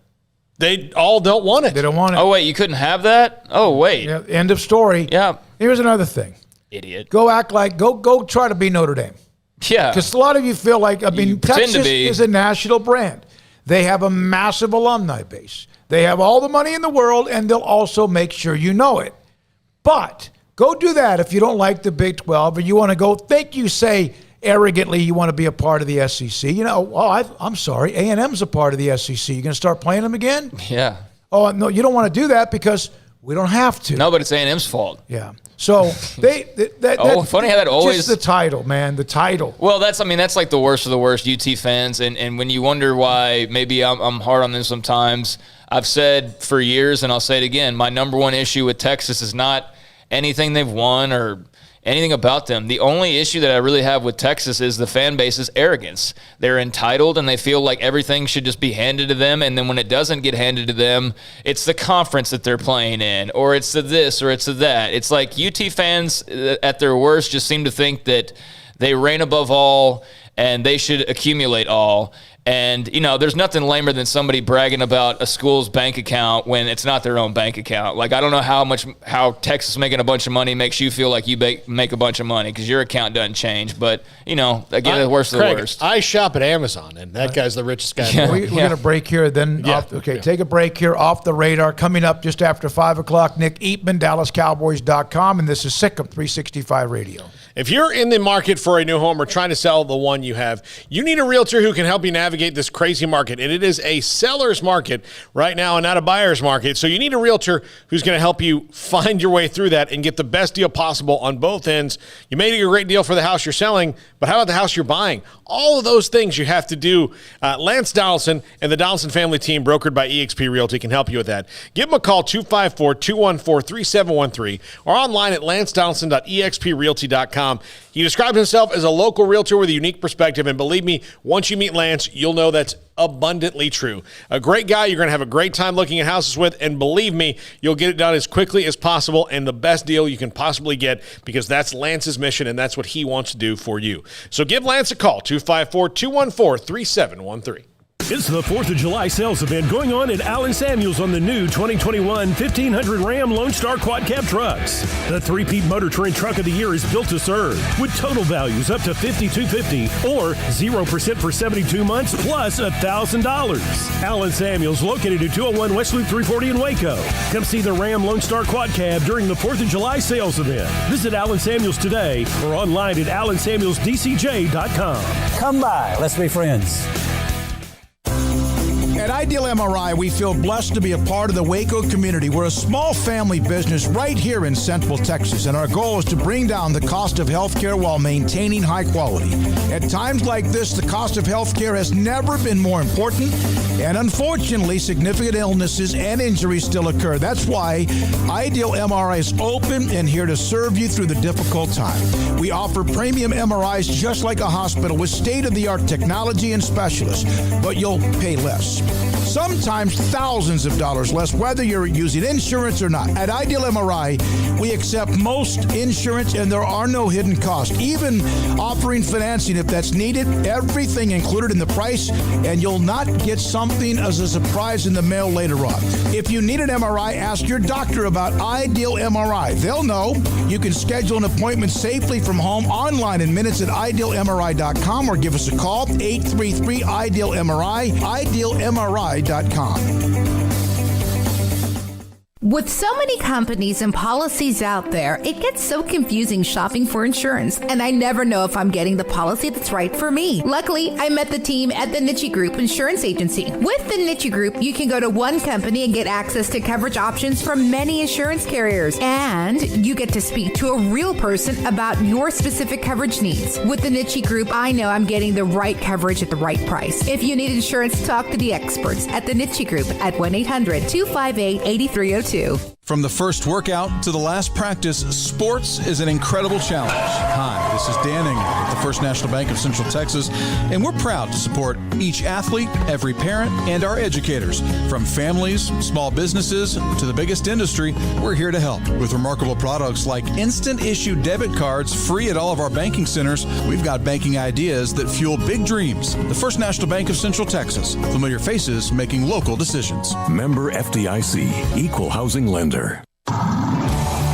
It's time to fire up the grill, heat up the oven, or get that deep fryer going to enjoy the top quality products at Waco Custom Marketplace. Order 30-pound sacks of live crawfish by 6 on Wednesday. Pick up on Friday afternoon after 2 or Saturday. Enjoy the weekend. 30-pound sacks of live crawfish available right now for $4.25 a pound. Find all the crawfish boil ingredients you need, including red beef potatoes, sausage, corn cobbettes, and Louisiana boil seasoning. Make your order for live crawfish by Wednesday at 6. Pick up on Friday after 2 or all day Saturday, and enjoy the weekend. Waco Custom Marketplace, your home for fresh baked kolache, cinnamon rolls every day. Butcher shop to cut your steaks the way you want. Fresh seafood, summer sausage, boudin, house-cured and smoked bacon, spices, seasoning, soup mixes, and more, and weekly gift boxes for any occasion. Waco Custom Marketplace, 425 Lake Air Drive in Waco, or WacoCustomMarketplace.com.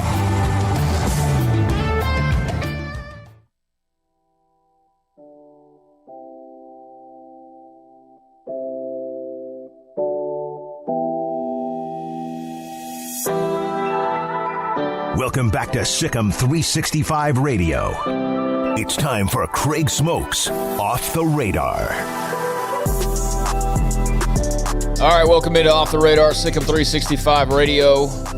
There might be a couple of on-the-radar stories just because NIL has become such a big thing, although we haven't touched every detail, so I'll provide a few stories that have to do with NIL here in just a few moments that we have not touched on just yet, but it was kind of mentioned there during the commercial break, and some folks were talking about it earlier. Today is Bobby Bonilla Day. He has not played in Major League Baseball since the year 2000. It is 2021. He is collecting, once again, $2 million today on July the 1st, as he has been doing since 2011, 11 years after his playing career ended, and as he will continue to do until 2035. Greatest deal in sports history. But yes, today is Bobby Bonilla Day, so he gets that fresh, I guess, probably direct deposit, $2 million from the Mets. Has there been a worse deal ever signed? I mean, you're still paying 11 years after the guy has retired, and you're going to be still paying for another 24 years after? Yeah. What did he get up front? No, I know that. It's like winning the lottery. You can get it all at once, or you can get it. What did he get up front? $25 million, $30 million? What did he get? How much did he get at the beginning? Because this is brilliant. What he's done is brilliant.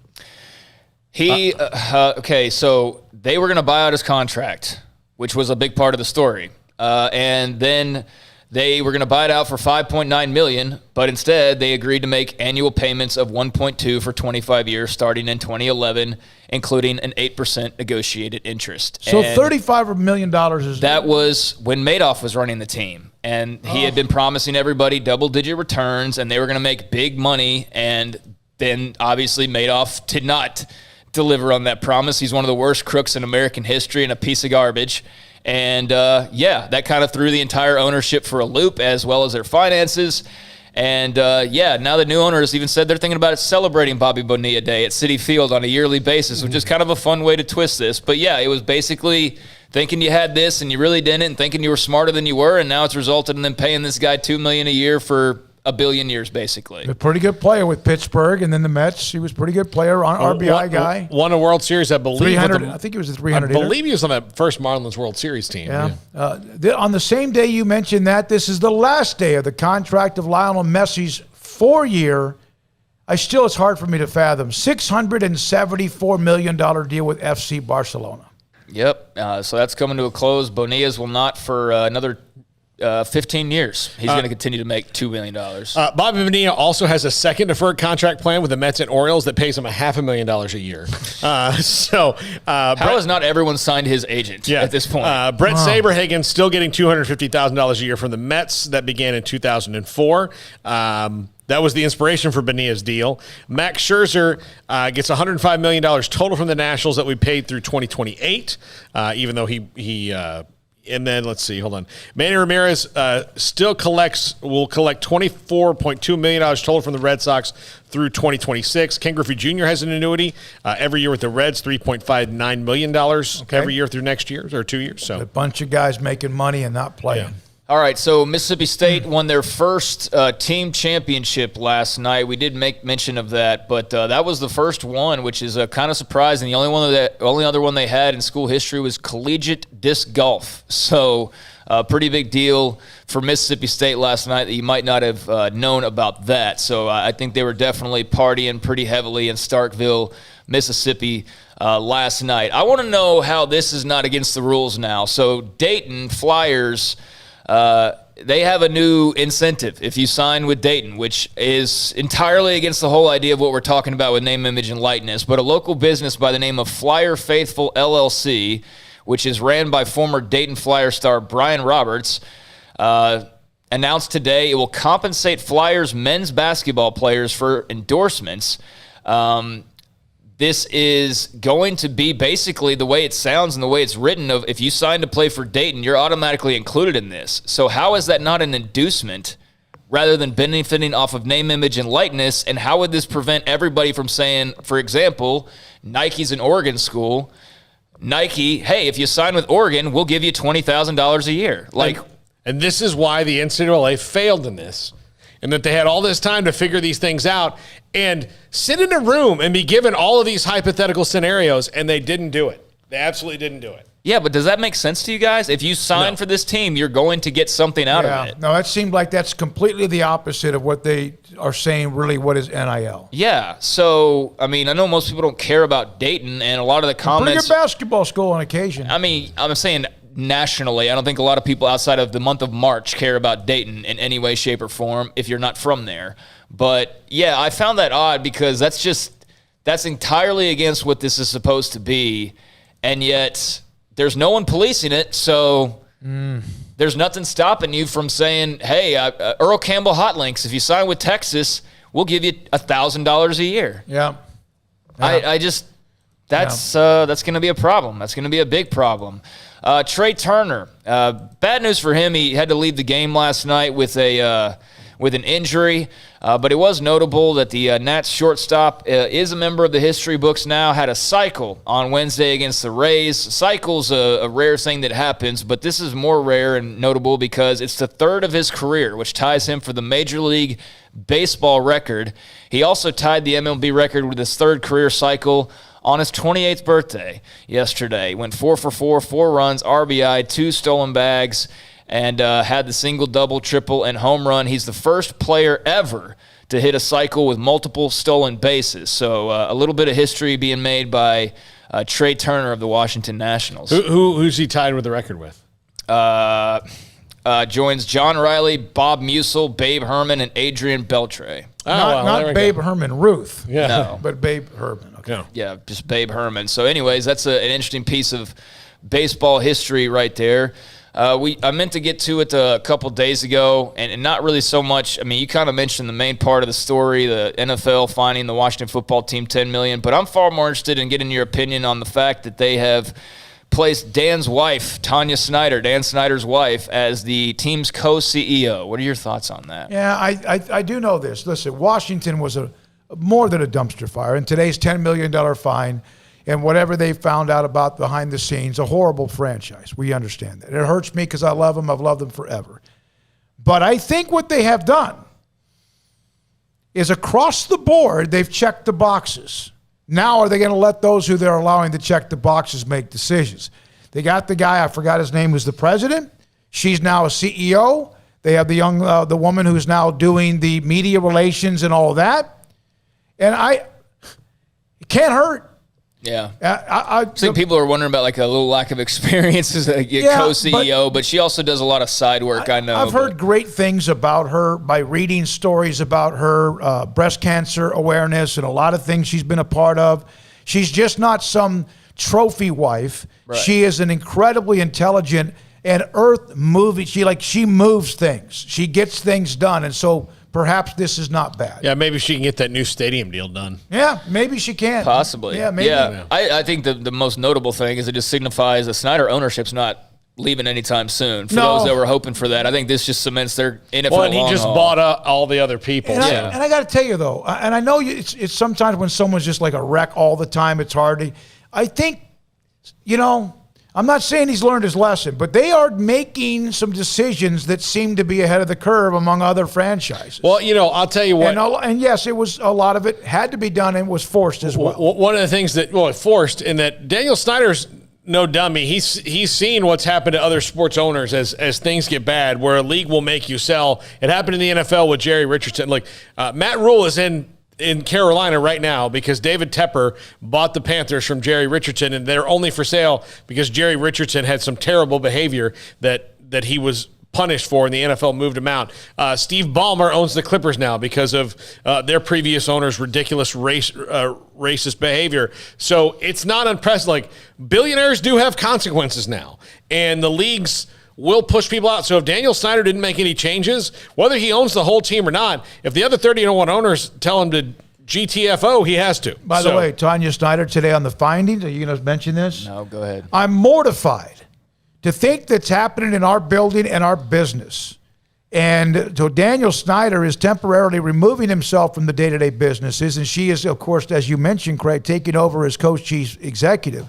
But that's a raw answer. That's a response. That's a legitimate, my God, what's been going on here? And I think she might be a nice little adrenaline rush for the organization. We will see.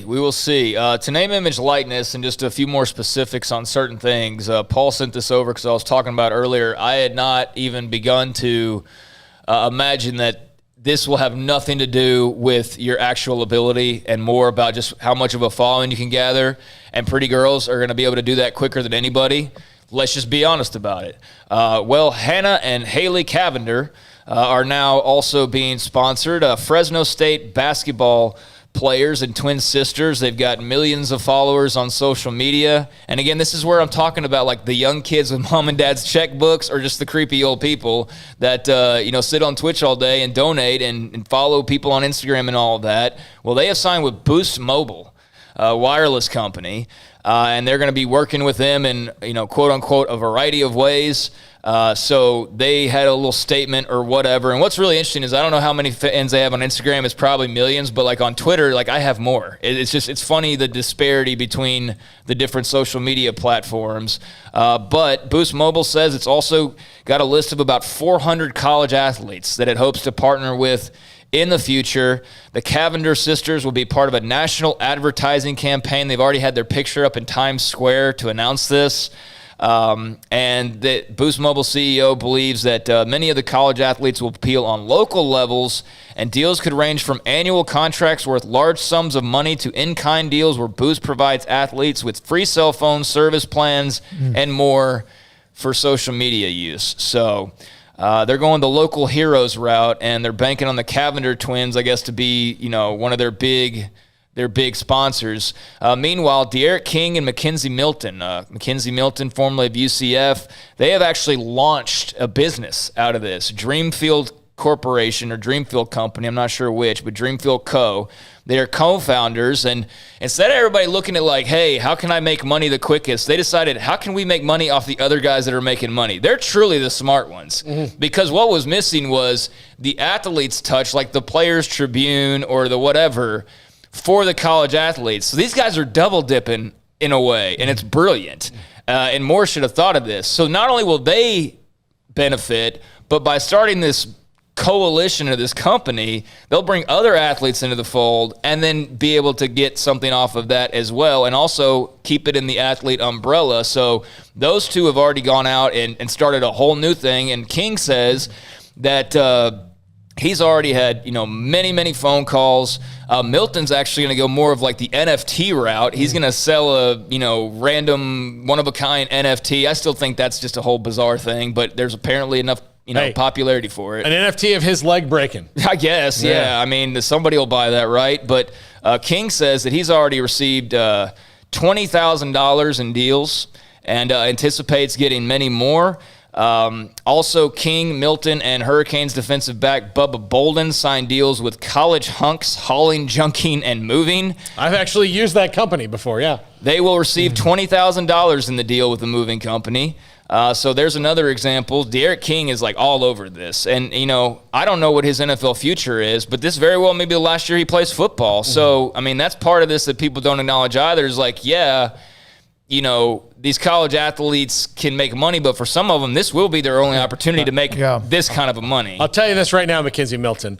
If you get 9 wins as the quarterback at Florida State, I will make sure that someone buys your NFT. It may not be me. It needs to be you. But I will make sure that happens. 9 wins. It's not unattainable. Yep, so De'Aaron King is already banking $20,000 in and more coming. And so, yeah, he's one of the guys that's kind of leading this charge here. And it will be very interesting to see, you know, how far this goes and whatnot. King said more than 50 brands have contacted him today alone. And he's also put out feelers, and he really wants to hear from Lululemon, the clothing brand. I don't know if we'll get that hotty-toddy for these guys, but they're trying to make deals happen. So there's an example of somebody who's really taking the bull by the horns. And then tonight in the NBA, we'll have the Atlanta Hawks and the Milwaukee Bucks. It's Game 5. That series is tied at 2 apiece, 7:30 on TNT. No hockey tonight. Tampa Bay up 2-0 against Montreal. Andrew Brandt. Here's a problem with NIL for athletics departments beyond compliance issues. Sponsors may now decide to divert their advertising budget away from the school and towards the athletes. This will happen. So that's one thing we can ask Mack when we get him back on next week. All right? Yeah, I think just for those who have, like, you know, maybe a smaller school, just a big-time player, they'll really stand to benefit from that. I think if you're a big brand, they won't necessarily walk away from you. The problem with the sponsors backing away from the schools, there's a lot of perks they get from the school, seats and things like that. And no, they don't get anything, remember? They don't. The college athlete just goes to class and goes to practice and gets nothing. When we come back, Nick Eatman, DallasCowboys.com, and this is SicEm365 Radio. Y'all listen up. Let me tell you something about group meals from Rudy's Barbecue. It's got all you need for all the folks you gotta feed, smoked meat, sides, and more. There's everything down to the tablecloth, just like the one that you see at the store. At a bridal shower, it's better than flowers. In a long business meeting, it'll pass the hours. It'll feed all the cousins at a family function. It's better than potluck at a church luncheon. Next time you need to feed 10 or more, call and order a Rudy's group meal. Next in line. Did you know that 1 out of every 4 men have symptomatic low levels of testosterone and don't even know it? And if you think you're too young to worry about it, guess again. Low T levels can make you feel tired and grumpy, cause weight gain, and wreak havoc on your sexual desire and performance. Petty Clinic Low T can set up same-day blood screening and results, so if you're tired of being tired, I challenge you to man up and Google search Low T Waco or go online pettycliniclowt.com. It's a private clinic with an atmosphere catering to men. Affordable, only $150 a month, includes lab work, office consultation, testosterone injections, follow-up visits compared to $395 a month in Dallas or Austin, and you don't have to fight the traffic. Petty Clinic Low T is board-certified physician consultations, will provide the best form of brand-strength testosterone available. Contact Petty Clinic Low T today. Just off Highway 84 and Old Hewitt Drive in Woodway, Petty Clinic Low T, helping men become the high-performance men they deserve to be. PettyClinicLowT.com or Google search Low T Waco. After my first car accident, I feared the biggest damage would be to my wallet. I expected a mountain of bills and a long, drawn-out process. But my Texas Farm Bureau insurance agent was there when I needed her and helped me get back on my feet and in my car in no time. Instead of a hassle, I got reassurance and a quick recovery. Stop by and see our agents at one of our 3 McLennan County locations. Coverage and discounts are subject to qualifications and policy terms and may vary by situation. Stepping into the boots of a U.S. Army officer can add confidence and leadership skills to your son or daughter's career path. See all the things they can achieve in our boots at GoArmy.com. U.S. Army Waco Recruiting Company, 254-598-8131 or 254-776-1543. Payments for qualified buyer with $4,000 down to 2.9% TTNL extra. See dealer for details. Travel is back during the summer savings event at Richard Carr. Explore America in the space and safety of an SUV or truck from Richard Carr. Savings like a 2016 Buick Encore for $148 a month, a 2017 GMC Sierra for only $318 a month, or a 2016 GMC Acadia for only $228 a month. At Richard Carr, 100% credit approval is always the goal. Log on or get here now and save at the summer savings event at Richard Carr. At Richard Carr, we give you more. How did Edward Jones become one of the biggest financial service companies in the world? By not acting that way. Financial strategies, one-on-one advice, it's a big difference. And that's why Brad Wilson, your Edward Jones financial advisor, makes sense of investing. Experience the difference for yourself. Brad Wilson, 250 Sharon Drive in Woodway, 254-776-4337. Edward Jones, member SIPC. Welcome back to SicEm365 Radio. Prescott going end zone. It's caught for the touchdown. Dalton Schultz. The 5 o'clock hour is brought to you by Edward Jones and financial advisor Cam Heathcott. Edward Jones, making sense of investing. Now here's David Smoak, Paul Catalina, and Craig Smoak. All right, here we go. Nick Eatman, DallasCowboys.com with us on Sic'em365 Radio. And Nick, I went back to your last tweet. It was a response to the question a week ago on the website about who do you think is the most underrated player in Cowboys history? And the first name you brought up, I always thought was as good as they've ever had at that position. But you're right. He kind of sometimes get lost in the glitz and glamour. Larry Allen. Yeah. I mean, it depends on – well, underrated and overrated are so weird because I always say, what's the rating? Who's rating it? And so, but Larry Allen, he's a great player. He's an elite. I still think he's even better than that. And he's the one guy. You can argue a lot of other players, but I don't know if you can argue that he's the one guy that's played for the Cowboys. I think he's the best guard to ever play. I guess you could say Dion maybe at corner, but true Cowboys. I think Larry Allen, as great as he is still underrated.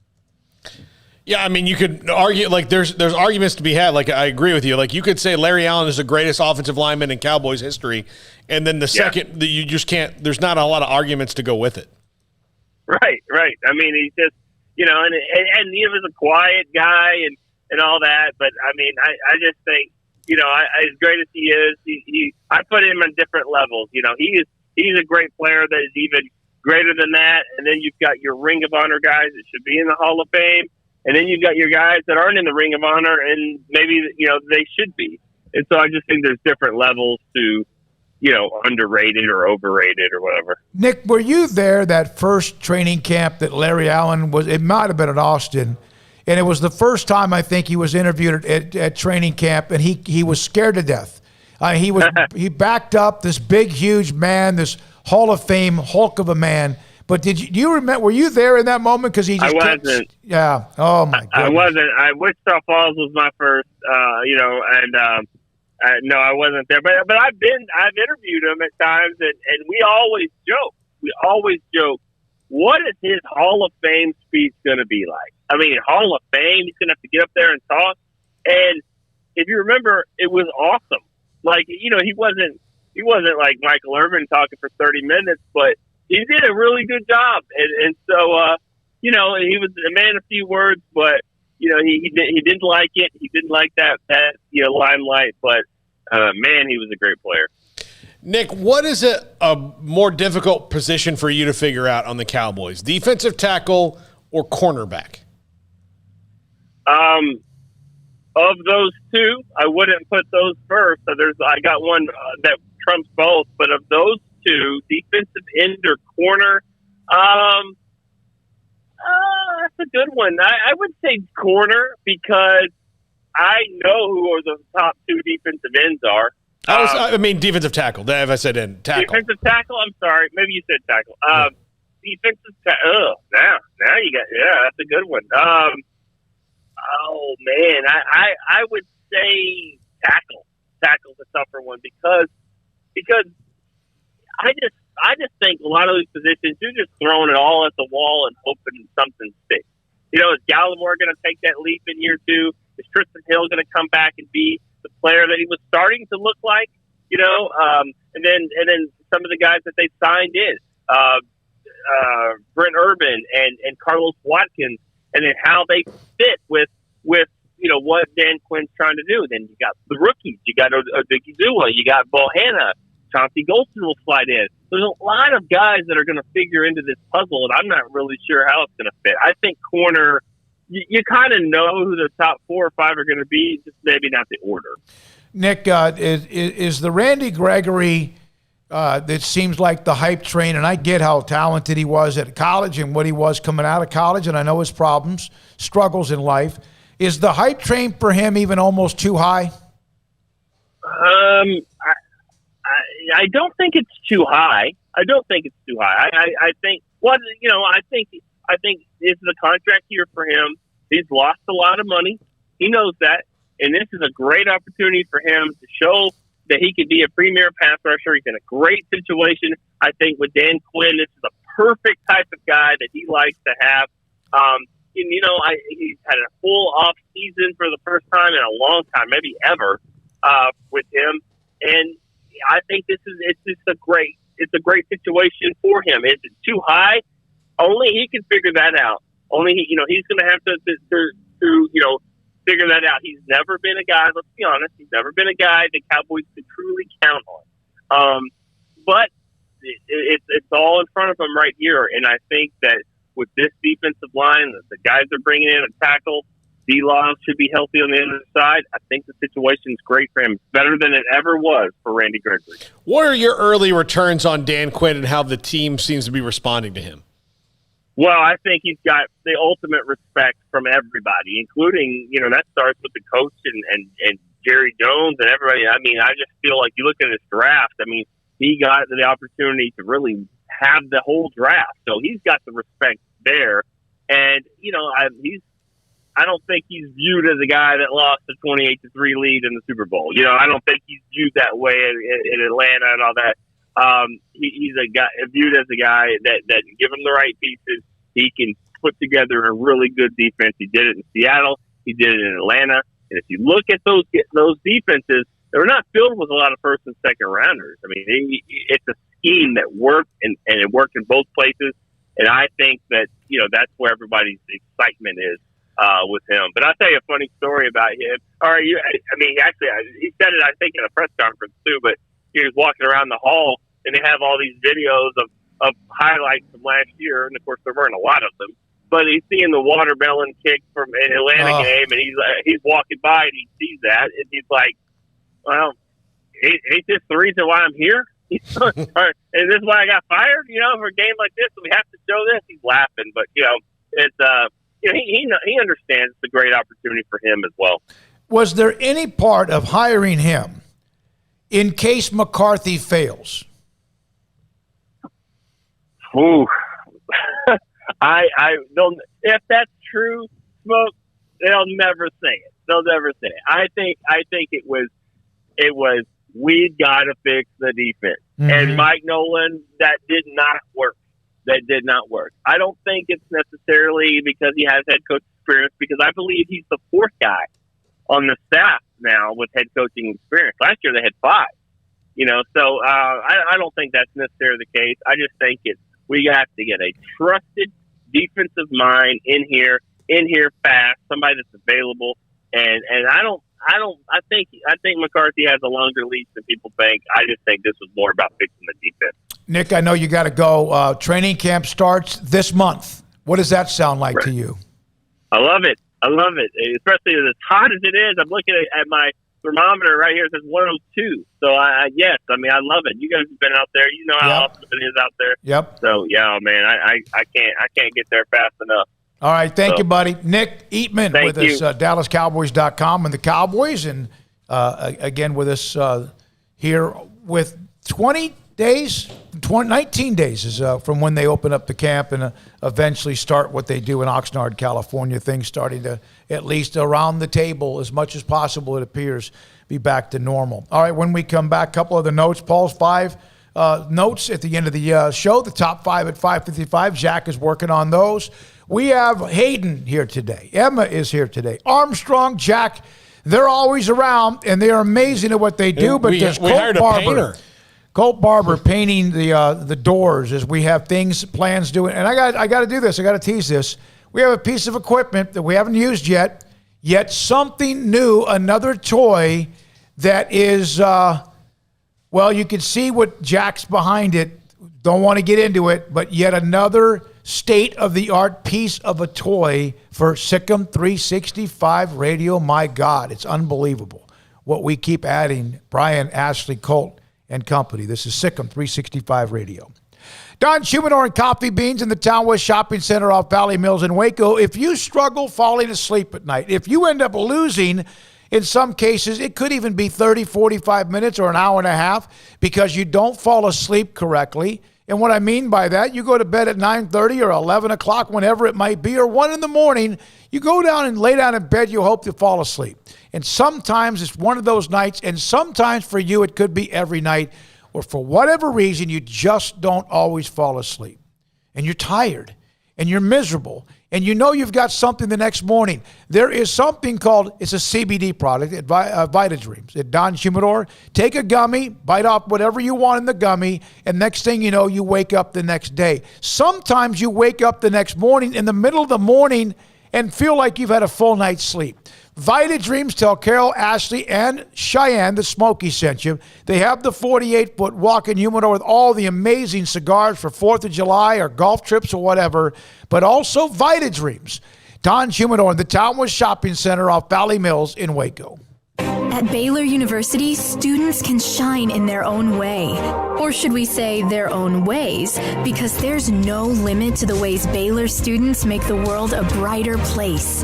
Whether they're leading a student organization or following a higher calling, getting advice from faculty, or taking part in world-class research, pursuing their dreams, or working toward their dream job, students find their place to shine at Baylor, where lights shine bright. Boozers is the wedding ring store and more. If you're ready to get engaged or already married and want to upgrade your wife's ring for a special anniversary, Boozers is the place to go. With the largest selection of premier quality diamond engagement rings and wedding rings in Central Texas. They have 7 cases with over 300 styles of rings from top designers like Natalie Kay. Choose from yellow, white, or rose gold, plus beautiful top quality loose diamonds. With an in-house jewelry, they can also custom make anything you want. Bring in a picture or drawing and let Boozers create your one-of-a-kind pendant or ring. They can even use some of your old gold and diamond jewelry to create something new. At Boozers, you'll find a great selection of quality timepieces, and Boozers is the place for expert watch maintenance and repairs, too. They specialize in expert Rolex watch repair for fine jewelry, watches, custom work, and more. Go to Boozers on Valley Mills and Lake Air Drive in Waco. Boozers, the wedding ring store and more. At Marco's Pizza, get craveable pizza made the Italian way with dough made from scratch, an original sauce recipe, 3 fresh signature cheeses, and premium toppings you love, served hot and safe. Right now, you can get unlimited medium one-topping pizzas for just $6.99 each. Why stop at just one? Order with your app or at marcos.com for curbside, carryout, or delivery today. Marco's, pizza lovers get it.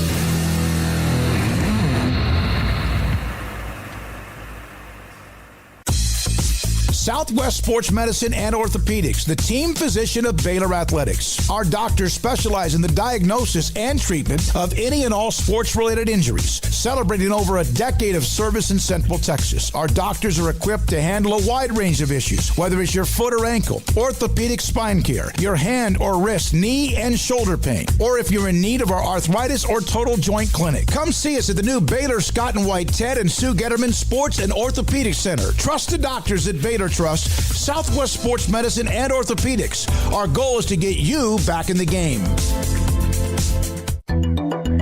It takes time to reach goals. It's a truth that applies to more than sports. It goes for your financial goals as well. You work hard for your money, and you deserve an investment strategy that lines up with your game plan. And Tom Albers, your Edward Jones financial advisor, can help. If your financial investments aren't putting forth the effort you desire, stop by today for a financial review. Tom Albers, 4301 Lakeshore Drive, 254-776-7605. Edward Jones, member SIPC. With so many companies and policies out there, it gets so confusing shopping for insurance, and I never know if I'm getting the policy that's right for me. Luckily, I met the team at the Niche Group Insurance Agency. With the Niche Group, you can go to one company and get access to coverage options from many insurance carriers, and you get to speak to a real person about your specific coverage needs. With the Niche Group, I know I'm getting the right coverage at the right price. If you need insurance, talk to the experts at the Niche Group at 1-800-258-8302. Welcome back to SicEm365 Radio. The SicEm365 Radio app is sponsored by Allen Samuels Dodge Chrysler Jeep Ram Fiat in Waco, your friend in the car business at Loop 340 and east of 84. Come by. Let's be friends. All right. Earlier today, Mack Rhoades, Baylor Director of Athletics, on many different topics and questions or his answers on name, image, likeness, which started today, and talked about Todd Harbor and much more. But that's up on the site in the premium section on SicEm365 Radio, and of course the YouTube channel 365 Radio with Armstrong, Jack, Emma, and Hayden have turned into a monster. Absolutely turned into a monster. All right, Craig, you got a couple of notes for this segment. Paul's top 5 at 5:55 coming up, obviously, just a little bit. Yeah, I was just looking at the sports ratings, had those pulled up a second ago, and it's really interesting to see kind of where the sports fandoms are looking around and watching right now. Suns Clippers last night, nearly 6 million viewers as the Suns are moving on along, and Lightning Canadiens, 1.649 million. So they get like a third of the audience of the NBA game between the Suns and the Clippers. College World Series on ESPN2, slightly, by like tens of thousands of people, bested the Lightning Canadiens Stanley Cup game. They had, for Mississippi State and Vanderbilt Game 3, 1.673 million, and I'm pretty sure the ratings for the first game at least were way down from that. Like, there's just not a big following for college baseball. Mm-hmm. I mean, there's just not. But still, I mean, it beat out the Stanley Cup final. So that's really bizarre to me. But, yeah, those were a couple of the sports ratings from last night. Suns Clippers was the highest thing on TV, period. And then political shows and game shows and the same old like retreads like MasterChef and whatnot are pretty much what people are watching. But I don't concentrate a lot on TV ratings, and the things have fluctuated so much because of cable cutting and all that. But it is of interest, and it is of interest to me, the Mississippi State and Vanderbilt, which has no – I don't know how you're interested if you're not an SEC fan, quite frankly, unless you're just a big college baseball fan. But, yeah, they beat the Stanley Cup. And then you're talking about two schools that are like 4 hours apart, 5 hours apart. Yeah. Really. You know, so like they're right there in the same region of the country. You know, their states border each other. And, you know, so even within the SEC footprint, it's two of the smaller ones that people don't care about as much. Yeah. Like if you were an LSU fan or a Georgia fan, you may only care about it tangentially, you know, because it's really kind of far outside where you would even care.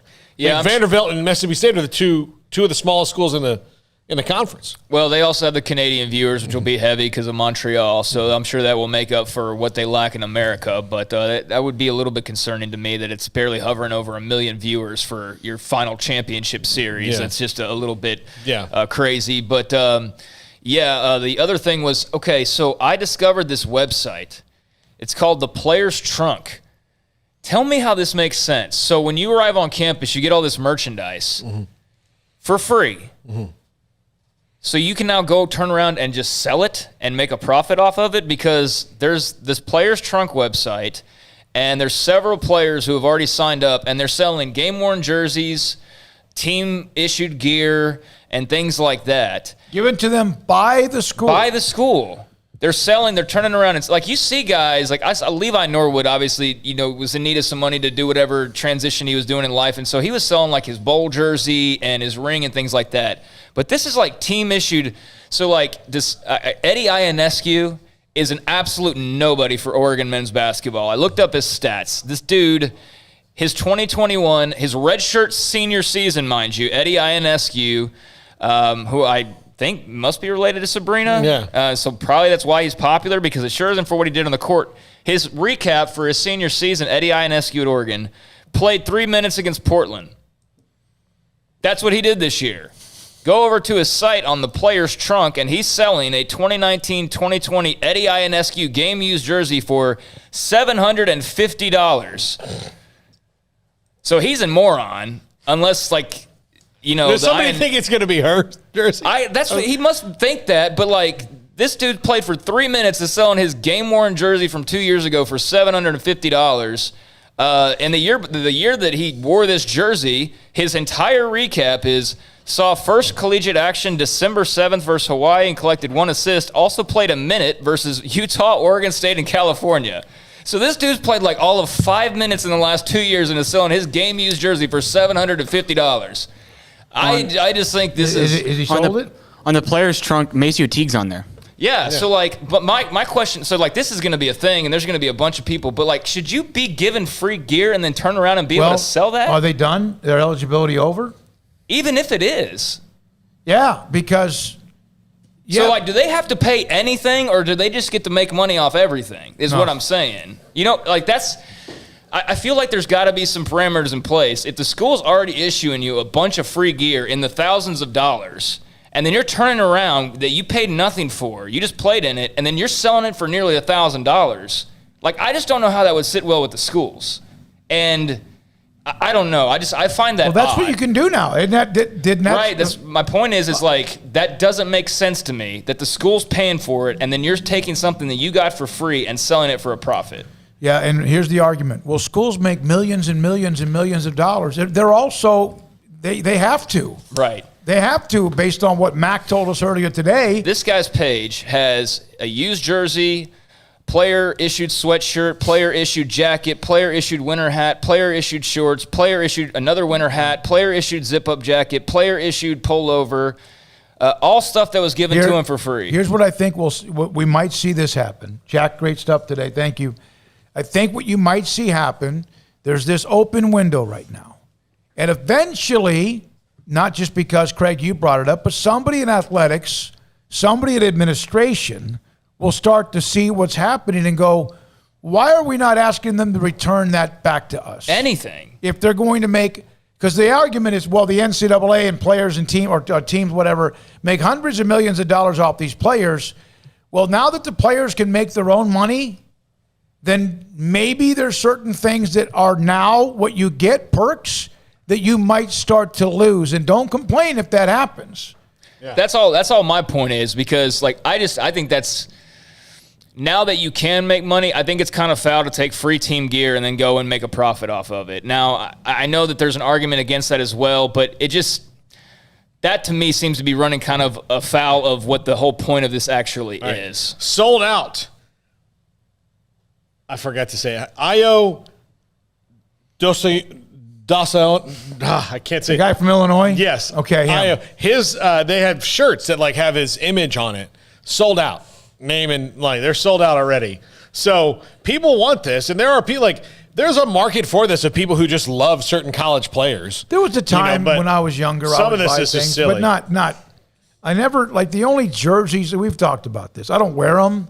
I cannot remember the last time I ever wore a jersey, like an actual jersey. You can, like Luke Garza. They have Garzilla shirts. Okay, if you're paying $750 for a dude who played 3 minutes in that jersey an entire season, then definitely check yourself. Like, that's ridiculous. I get Luke Garza and buying his jersey or someone like that, but a dude who played 3 minutes the entire season, but you're saying $750. That's not jerseys. That's stuff that's that just was a shirt, like a custom shirt. Yeah, that's like a painting. Like I'm seeing like there's guys who've got like graphic posters, like Cassius Winston, player's trunk, 300 or 100 limited edition signed cards, $35 a piece. Like there's all this stuff. But I'm saying with the team issue thing, like at some point I feel like the school has to say, like, do we just give? I mean, I know they get the money in return. It's just weird to me. I don't know where to fall on it. I also have a rule about jerseys. I don't wear it. It's not a good look for me, but I've never really been into them that much. I have a couple at my house. I have a Derek Bucks jersey that I bought to get into a Super Bowl party in 2004 or 3, when they were in the Super Bowl when I lived there. But that was it. That was the reason for it. But I also think that you should not wear a jersey of a person who is younger than you. Yeah, I'm kind of with you there. So, like, what's the name of this site? The Player's Trunk, and Macio Teague, personalized video message, $40, 10-15-minute Zoom call, $100. Warren reversible practice jersey, $250. He's got 2 of those. Practice shorts, $100. Reversible practice jersey, another one, $250. And this was just issued to him for free by the school. Of course, he's worn it, so it's right. they wouldn't really want that back. But although, my high school wanted my practice jersey back, and look, if there's a demand, there's a demand. I think some of this is just kind of silly, but I don't know. Maybe I'm stuck on a stupid point about just the being issued thousands of dollars and then turning around and making thousands of dollars off of it. I just feel like there's no drawbacks in any way, shape, or form. But I'll tell you this. If you're the university, this maybe is an easy way for you to go, like, here you go. Wash your hands. Like, we're giving you something you can sell eventually, maybe, and not really make too much of a stink of it. So when you play football in high school and you play your last game, or I don't care what sport it is, you turn it in at the end of the last game or the next day. You turn all that in. They can do that in college. Yeah. They're going to chase it down. The thing is they get just so, because of these apparel deals, they get brand so new stuff. much. Yeah. It's like, what are they going to do? Chase it down? I remember, like, I still have it. It's in a frame. As a matter of fact, my high school football jersey, my family framed it for me, as a gift of, several years ago. Jeez. But, like, I remember thinking that was, like, the biggest thing. Like, when I was a senior in high school, they let me keep the jersey because, it was worn out. I wore it for 3 years, so it was mine. But, they just had to order a new 56. That's it. But, like, that was a big deal for me. I can't imagine just having so much stuff that I'm like, I just you need to put that up on the trunk of the player, or whatever it's called, just to see. Let's just see. I'll buy it, $5. So somebody, I don't know if it's Ashley Hodge or whoever, is buying a bunch of Macio Teague stuff. Like, all his track pants are sold out. All his team warm-ups, his team shoes are sold out. His bucket hat is sold out. But, like, how much does Macio Teague make after his stuff's sold out? He's not going to be making really anything. That's the thing, is you're going to get that rush, but once, he's not going to get any more free Baylor gear to turn around and sell. Mm-hmm. So what does that turn into? And I don't know. I guess it'd be great to be a freshman right now and not so much, definitely not a departing senior, but, only get 1 year of this as opposed to 4 or 5. I've had this up for a while, Paul. I know you've got a couple of things, too. But Edward Jones is Ed_Jones2. Student athletes today. It's an exciting day. Here are some NIL tips for you. Number 1, disclose agreements to your compliance department. That's obvious. But not everybody will. Number 2, research the company you're working with. Number 3, read the contract. They are negotiable. Number 4, have full knowledge of how you'll get paid. 5, create consistent content. 6, understand the commitment you've agreed to, because some guys might do, I'm going to get paid, and then, oh, no, you're supposed to do this. 7, be patient. Don't rush into anything. 8, companies are strategic. How will you bring exposure to their product? And number 9, all money ain't good money. And number 10, Uncle Sam will get his in the form of taxes. Put some money away. All right. Yeah, it's all great advice. By the way, Reggie Bush has said today he would like his Heisman restored and all this. And look, I'm complete. I don't think they should have had his Heisman taken away in the first place, because there's plenty of guys I'm sure you could go back and look that they have bad stuff in their history. They didn't take. Did they take OJ's away? Oh, no, they did not. They didn't take OJ's away. No. And look, so they took Reggie Bush's away, which was just pontificating. I mean, that's all that was. And we're trying to take a stand. Made him feel good. Yeah, made him feel good. But made everybody who hates USC feel good. Yeah. Made all the Vince Young fans feel good. Yeah. But Reggie Bush earned that Heisman by his play on the field. And now the thing that he was in trouble for is legal. So, like, they don't, like, nobody wants to talk to him about it. But it should be one of those things where, like, look, we're just going to let this go. Like, give it back, because Reggie Bush should be at those Heisman Trophy ceremonies. You should celebrate Reggie Bush as a Heisman Trophy winner. The worst thing he did was get a house for his parents. You know, in a state that the housing market is just upside down. I mean, dude, I'm totally with you, but, like, saying the worst thing he did was get his parents a freaking house. I know, like, but, like, come on, dude. But, I mean, the thing is, a kid could do that now. And we're all going to be like, well, good for him. You know, like. I mean, I'm totally give him the Heisman back, but he broke the rules at the time. Yeah, he did break the rules at the time. And, you know, a house in California is not like some small-time thing. Now, Reggie Bush would already have $200,000 to buy a house in his back pocket within hours of this opening up. So players like him will thrive off this. But, no, I'm with you. Like, it wasn't exactly nothing, though. I mean, there was pretty dastardly stuff behind the scenes, and they got busted for it. But they did make him out to be the scapegoat when, you know, there was other people involved. And I think taking away his trophy was just a symbolic thing. And just put his records appease people. And put his records back. His records back. The vacating of the records is one of those things that the NCAA somehow came up with. That, like, believe me, anybody who Reggie Bush ran past doesn't feel that they've been that's vacated. They remember that moment that they got shook by Reggie Bush. So just leave it there. I remember Reggie Bush for two things. He won the Heisman, and he won a national championship, and he almost won a couple of whatever it was, 2 or 3, and he won a Super Bowl. But he will be the Heisman Trophy winner. It's just like whatever happens to Baylor. Whatever and whenever anything comes down, any kind of sanctions or, okay, well, this didn't count. Yes, it did, but go ahead and make yourself feel better. So here's another one. And Smokey, you and I talked about this after the Mack Rhoades interview, and I was curious for schools that have honor codes.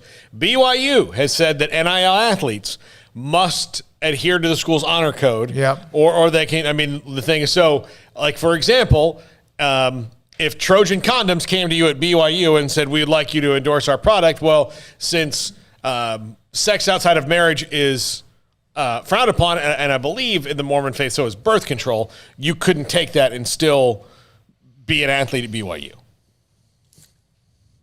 I don't think that that'll be a hindrance to them, really, though, because the guys who go there already know the deal, and they get a specific type of person. But I did wonder about that. Like, what if you're a school and you have an honor code, and somebody gets a good deal from something that's outside your honor code? Do you have to let them abide by that? I mean, do you have to abide by the state law, or what trumps that? So, well, I think the school can step in and say, like, no, and like Mack Rhoades said, with they're going to stick to the Baylor, principles. By the way, the gambling sites are the ones to watch for because they've got unlimited money, and it'll be interesting. Yeah, and I don't know how that would even be legal since you can't. I know. I don't know how that would even be legal. But they'll try. I saw someone posted up on Twitter. Hey, by the way. Oh no, there's sharks everywhere. There's going to be a lot of bad stories that come out of this, but there will be a lot of good stories too. But there will definitely be some bad ones. We're going to get that heartbreaking. I didn't know I had to pay taxes on these jerseys. We're going to get some of that here in about a year. Baylor on that site: Davion Mitchell, Chloe Jackson, Makai Mason, Wendell Mitchell, Obim Okiki, Dede Richards, and Maceo Teague are all on there selling their stuff. With Players Trunk? Yeah. Wow. Well, we'll have Dede, in fact, tomorrow. Might ask her a little bit about her stuff's that. All sold out. Here is from Meep Nation. You can now purchase Run 3MC merchandise from our online store and show your support for Sincere McCormick, the best running back in the game who plays at UT San Antonio. By the way, yeah, that's smart, and that's like the main thing that I think is going to come of this is you can sell T-shirts with likenesses and stuff now, and not just put the number on there and pretend like it's not, Matt Leinart for Heisman or what. It's just 14 for Heisman or whatever they used to do to get around that, because the schools definitely made shirts and indicated who it was without using their name, their image, their likeness. I saw that like Oklahoma Heisman shirts. Pretty obvious that's Baker Mayfield you're referring to. Now they can just make a Baker Mayfield Heisman shirt, which I think is on the up and up. And by the way, the Oregon player who tallied 3 minutes, that is Sabrina Ionescu's twin brother. So maybe that's why he feels like he could sell a jersey with 3 minutes of playing time for $750. Well, yeah. By the way, and like you mentioned Jersey and Heisman and all that, I think Johnny Manziel's one of the people who really brought light to this and like what people will do, or are willing to pay. And if you think about it, and Hayden knows this, he grew up in an Aggie family, is that, forever the only jersey you saw Aggie fans wearing was 12. That was it. You might see a guy that like bought a debt win number 9, but used just 12, maybe a 44 for John David Crow. But when Johnny Manziel happened, their number 2 jerseys and number 2 shirts all over the place. I know it because Pete Catalina had one. So, and it changed everything. And so if I was Johnny Manziel, and I'm not trying to, we can navigate the moral waters of Johnny Manziel's life, but I could feel like, hey, man, there were 12s, and now there's one less number on that, and that's because of me. You're buying my shirt. Yeah, they made so much off of him. Spencer Rattler, Oklahoma sophomore quarterback, excited to partner with Chris Cabot and Steinberg Sports for NIL representation. Steinberg Sports is, I would think, Lee Steinberg. We know his son. Well, yeah, I know. Chris is kind of the main dude there now. Yep. Well, and here's the other thing. It's good. They can go get these guys now, and then it's. Wonder who he's going to sign with when it's time to go to the NFL. Yeah. I mean, God, dude, they did not think this through at all, man. They really did not. They pity-patted, and then they rushed a decision at the very end as the clock was ticking down to 3 seconds, because I've got a billion questions that I didn't have before, but now I have them. And, if if that is Lee Steinberg – and his company's attached to that. Yeah. Okay, so then that's that. That's gonna get bad. Chris is Pat Mahomes' agent. Steinberg Sports. So basically, he just did an NIL deal, which you can basically sign with an agent. Yeah, basically sign with an agent. Mm-hmm. Yeah. As a sophomore in college, or is in a partnership with an agency that signs athletes to become pros. To say what it really is without saying what it really is. Partnership. Yeah. Yep. So, that's going to be interesting. Again, I'm all for this. I just wish they would have handled it a lot better in the build-up and answered a few more questions, because there's a lot of loose ends. If you are a student-athlete that wants to sign with an agent, you need to sign one like Chris Cabot, who's above board, and not somebody who's going to say, I'm an agent. Richard Deitch, I profiled Sky Diggs 4 for SI when she was at Notre Dame. If she could have capitalized on her economic value and social media capital as a college athlete, and he shows a briefcase of money. Oh, yeah.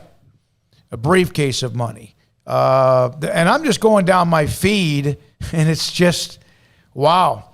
Just one every other 4 or 5 stories is one. Open Doors, by the way, and I've contacted them, Whoops, I don't want them getting it. Okay, Open Doors, I've contacted the guy that runs that. And we met them in Tampa, right? Yes, and I'm trying to get him set up, a couple of different NIL set up for tomorrow as segments to kind of help answer some more questions. And if not tomorrow, then possibly into the next few days, because this is going to last a while. Yeah, it is. All right, 5:44 is the time. 254-339-1122. Is this something that you are in any way, shape, or form turned off by? The NIL and the ability for college athletes to make money. I'm not turned off by it. My only concern is I hope we know what we're doing, and that this doesn't turn into just an absolute 2, 3, 5 months later going, oh my God, we did not realize. Because let's be honest, everybody thought the transfer portal was a good idea, right? Because it's not fair that coaches get to go from one school to the next or within a conference and go make more money or whatever else, and student athletes can't do it without sitting out a year. Everybody, you could be on either side of the fence on that. And then all of a sudden there's 1,250 names. And how many of those names in football are now still there? Oh, there's an article that came out recently on, and I've been saying it for a while, but I would like to see a list put together of the guys, and like I said a couple months ago, put a green, a list, just like a recruiting tracker, would put a green arrow up for guys that moved up a level or went from Georgia to USC, so it's basically the same. And then I see a little red arrow for the hundreds of guys that are not going to be playing at a worse school because of the decision that they made. And that's going to be the majority of people, most likely, of guys being demoted, if anything. And for some of them, like some of the former Baylor offensive linemen that just won a title at Sam Houston State, that's where they needed to be to begin with. So some of that will be good correction. But yeah, a lot of guys just have inflated egos or wrong people in their ear. Oh, I'm not getting playing time here, I'll go somewhere else. And now you've gone from Florida State to Kilgore College. Yeah, what I think the true function of the transfer portal should be is that if you were somewhere where you're a little overmatched, but you're still good enough to be a player, then you should be able to go somewhere where you can play. Like if you sign with Alabama, but you're really an Arkansas State guy, then you should be able to do that. And I mean, I know that comes with it, but where it does get to me is like, the mess of it that it's going to be is also Alabama to Ohio State and all those things. Like, all right, fine, but it's just going to be this mess. And then you have these people who are putting their names in the transfer portal. Well, you might have to start new colleges to give these guys spots. By the way, it's going to be, every day is going to be new. Every day it is interesting. I remember how long we talked about, well, that's never going to happen. Well, today's the day, and we've already seen some stories, different parts of it, different angles of it. Nebraska's going to pay Bill Moose nearly $3 million as an exit agreement. Part of it, you did a good job there, at least got them under control, although they still are a mess in football, and that's what matters. That's 30. They have now spent $30 million in severance payments to coaches and athletic directors in the last 20 years. The funniest part I saw from this, though, was Jim Fortuno, who writes for the Associated Press in Texas. Texas, hold my beer, because of a lot of the money that they've paid out as well. So that's the kind of money. Here's Lee Steinberg. NIL, new freedom. The market will make schools and states to quickly allow it much more competitive in high school recruiting. Why would a major star sign with a school in a state that doesn't allow it? Well, they're all about to allow it. There's only 10 states that don't have bills introduced. And it's only one of them has major college sports, and it's Wisconsin. Dude, I just read this from Dreamfield, which Mackenzie Milton and Derek King started up. So there's like all sorts of things you can sign them up for. You can do like autograph signings, meet and greets. They're charging $2,000 each an hour for whatever you're wanting them to do. So autograph signing, you got to pay Derek King $2,000 for 1 hour of his time. But how about, okay, is this either a guy who really doesn't want to be a part of this, 2, thinks that people are just dumb enough to spend this money, or 3, has the most self-inflated ego? Ole Miss quarterback Matt Corral is currently offering to do autograph signings, meet and greets, whatever, but an hour of his time will cost you $10,000. Man, there are some donors, boosters, businesses that will, I guarantee waste money. We'll do it. Waste money. And it may be 17 people show up. He's okay. Yeah, he's okay. He's above average for sure. He's got flashes where he's really good, and then he's got mistakes that he makes. I mean, he's good. He ain't $10,000 per hour good. And I don't know that any college quarterback outside of Trevor Lawrence is really, but and he's not. He doesn't even count now. So, oh my Lord! When we come back, more and more, including Paul's top 5 at 5:55 on what, Paul? Top 5 most crazy contract stipulations. This is SicEm365 Radio. The First National Bank of Central Texas, 5 locations right here at home. Waco, Woodway, Hewitt, China Spring, Martin, Hillsboro. Familiar faces making local decisions, here to help you, your family, and your business. Whether it's great times or tough times, all of us need a bank we can count on. Great people with great technology dedicated to their customers and helping our area grow. Safe banking in person, or use their online and mobile apps, and convenient drive-through and ATMs at all locations. Like I mentioned the first mobile app. Do your banking wherever you are. Check balances, make transfers, pay bills, and transfer bills, plus first deposit. You can deposit a check using your smartphone camera. Just snap a picture of the front and back of your check, choose your account, deposit, and you're done. The First National Bank of Central Texas, 5 locations right here at home. It's the 4th of July sales event at Allen Samuels with the 2021 Chrysler 300 with values up to $5,250 or 0% for 84 months. Be sure and see the 2021 Dodge Charger GT with total values up to $4,250 or 0% for 72 months. Allen Samuels, the award-winning customer service Central Texas dealer. Located at 201 West Loop 340 in Waco and online at AllenSamuelsDCJ.com. Allen Samuels is your friend in the car business. Come by. Let's be friends. Stepping into a new pair of boots is great, but stepping into the boots of a U.S. Army officer can also add confidence and leadership skills to your son or daughter's career path. There are more than 150 occupational specialties to help them find the best fit for their future. See all the things your son or daughter can achieve in our boots at GoArmy.com.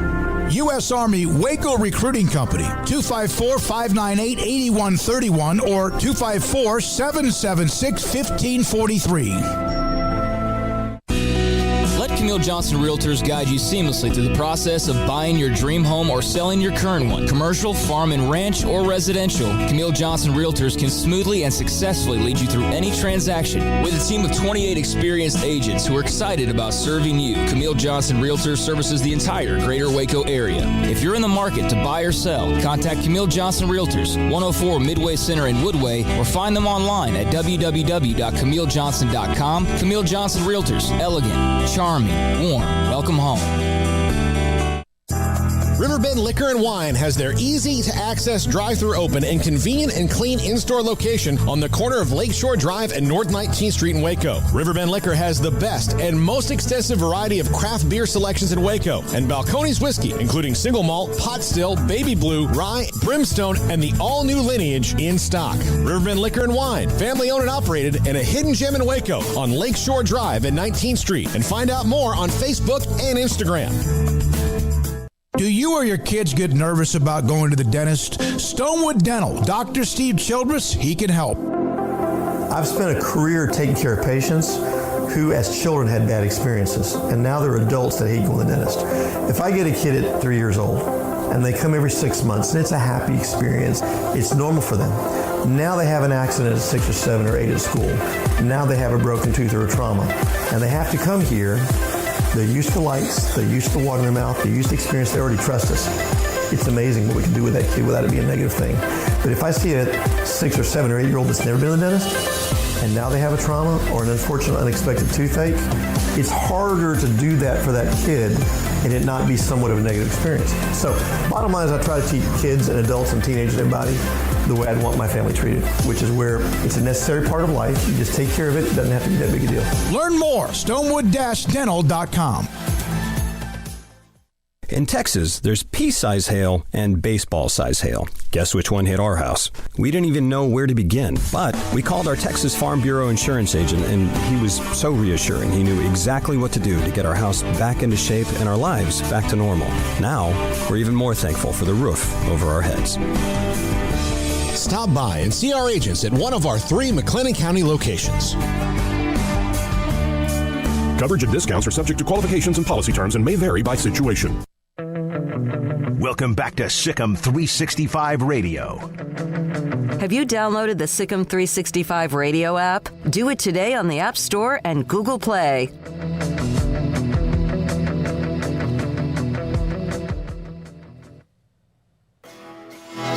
This is Paul Catalina's Top 5 at 5:55. Brought to you by Slapsticks Comedy Club. July 10th. Get your tickets now at slapstickscomedy.com. I'm hosting stand-up lineup there, comedy night. So come on, see me do stand-up, see other people stand up.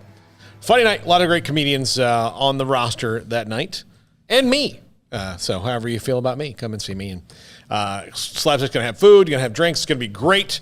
Really awesome thing. Almost completely done now at Slapsticks Comedy Club, which will be over on Highway 84. All right, wild contract stipulations. And this is in honor of Bobby Bonilla Day. Bobby Bonilla, who has 2 different teams paying him 2 different annuities until, forever almost, it seems. Number 5, this is the Arizona Diamondbacks, did this with Troy Glaus. Troy Glaus's wife got $250,000 a year for equestrian training. Wow, I did not know that. They were paying her $250,000 a year for equestrian training. Didn't know that. Just to sign him. Yeah. Just to sign him. We'll pay your wife to train horses. $250,000 to train horses just so we can have you play baseball for us. Yes. Okay. I'm surprised that actually hasn't happened more often, I guess. That they do like the super personal contract stipulation for the wife's business or whatever. Yeah.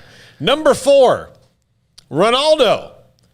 $1 billion, 1 billion euros, $1.4 billion, 1 billion euros in his release clause if you wanted to negotiate with him. If you wanted him to come to your team, you had to pay them 1 billion euros. Well, that's definitely a reason not to. Yes, which is why being a European soccer player is maybe, or just an international soccer star. The Japan is League the best. Yeah, is the best draw you can get as an athlete. Well, we mentioned what's his name, Messi. that's when the Rangers got Yu Darvish, they had to pay some million dollar fee just to have the rights to negotiate with him. They had to get the rights to get him, then they had to pay for the rights to negotiate with him. Yeah, exactly. Well, I mean, going back to Ronaldo and this £1 billion release clause, the club president back then said that it was not there to be paid. That was not there to be paid. It was there to be sold or negotiated. So yeah, it's just stipulation to, like, if you're really interested, you better come with some heavy duty, dealings right up front, because if not, that's the alternative. But yeah, they didn't want to do that, but that was just like a precautionary thing. But still noteworthy. And he is gone now. Yeah. All right, number 3, Mark McGwire got $1 per fan over $2.8 million that came to the stadium to see the Cardinals in 1999. The year that he broke the record? The year after.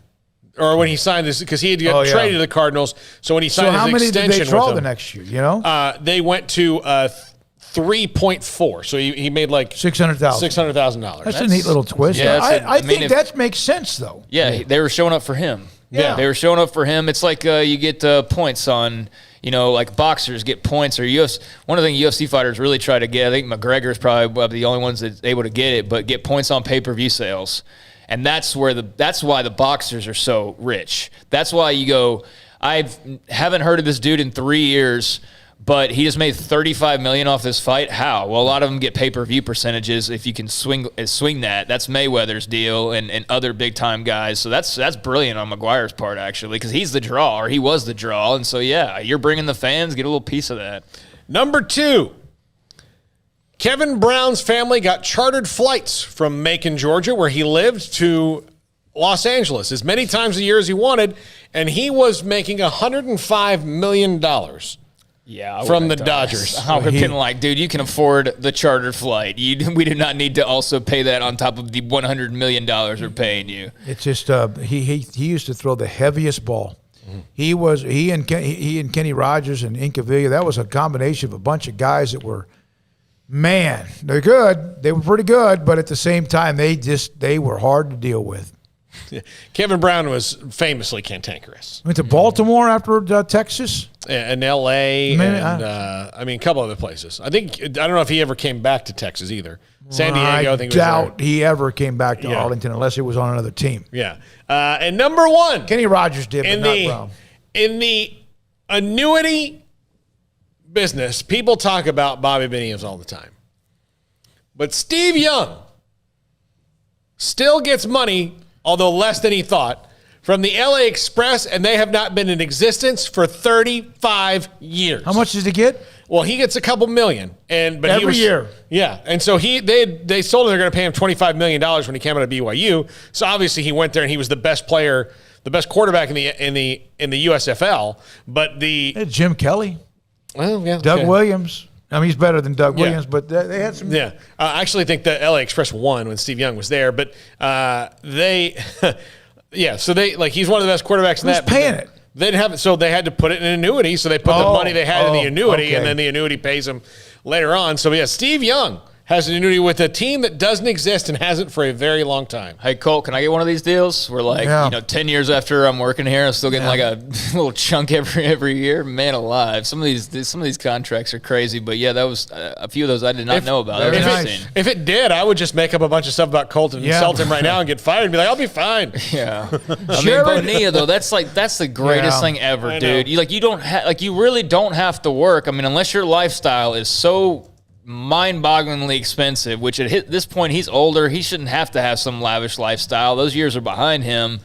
But man, just get a $2 million deposit every summer. Yeah. Could you imagine just telling your grandkids 30 years? Like you can tell them, hey, listen, on July 1st, I'm going to get a check for $1 million plus. Well, what'd you do for that? Oh, a long time ago, I hit a home run. Yeah. I'd like to know how much Bobby Bonilla made prior to not playing after 2001. Oh, he made a good chunk of money. He was a really good player. Yeah. I bet it's tens of millions of dollars pretty easily. Here's an NIL note. I know we're up against Jared Wilbren of Purdue just put up on his Twitter page that, by the way, I'm joining to be a part of StockRisers.com. This season, I'll have a weekly blog checking in with you, the fans. Looking forward to joining Jake Weingartner's and StockRisers team. Cole? Okay. You hear that? Yeah, I mean, it'll be interesting. I mean, it'll be interesting, you know, like some of these smaller college towns, that's really where a lot of these young men and ladies will make their bread and butter because there's just rabid fans and they'll buy anything that says Iowa black and gold on it or, you know, whatever. And, there's other things you can do as well. It's going to be very, very interesting. Thank you to Jacob Neubert, visiting Angels, on the NIL agreement for the appearance with Matthew Meyer on Monday. Mack Rhoades, thanks as well to Nick Eatman, both Paul's top 5 at 5:55, Craig's off the radar. And tomorrow, Baylor compliance officer Chad Jackson, Grayson, Max Olson, Dee Richards, among many other things as well. And there's a couple of other guests that we're working on we can release to you first thing tomorrow. For Colt Barber, Hayden, Jack, Emma, and Armstrong, my man, thank you for being here earlier as well. Paul, Catalina, Craig Smoak. I'm David Smoak. Thanks to our sponsors who allow us to be on the air every single day, and we never, ever take that for granted. And, man, there are so many people about to join us for the start of the summer in football and Cowboys camp and Big 12 Media Days and more. I'm David Smoak. Good night.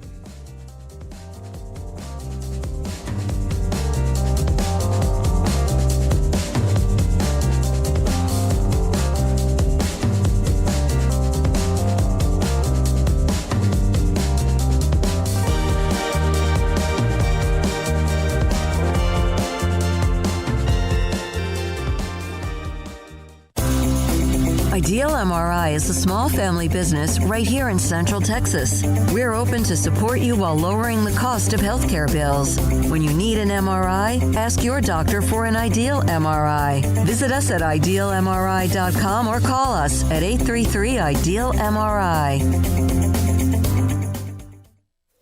Stepping into the boots of a U.S. Army officer can add confidence and leadership skills to your son or daughter's career path. See all the things they can achieve in our boots at GoArmy.com. U.S. Army Waco Recruiting Company, 254-598-8131 or 254-776-1543. Texas Farm Bureau Insurance has been proudly serving Texans across the state for over 60 years. Call 254-772-8090 to find an agent who will provide a free review of your auto, home, and life coverage.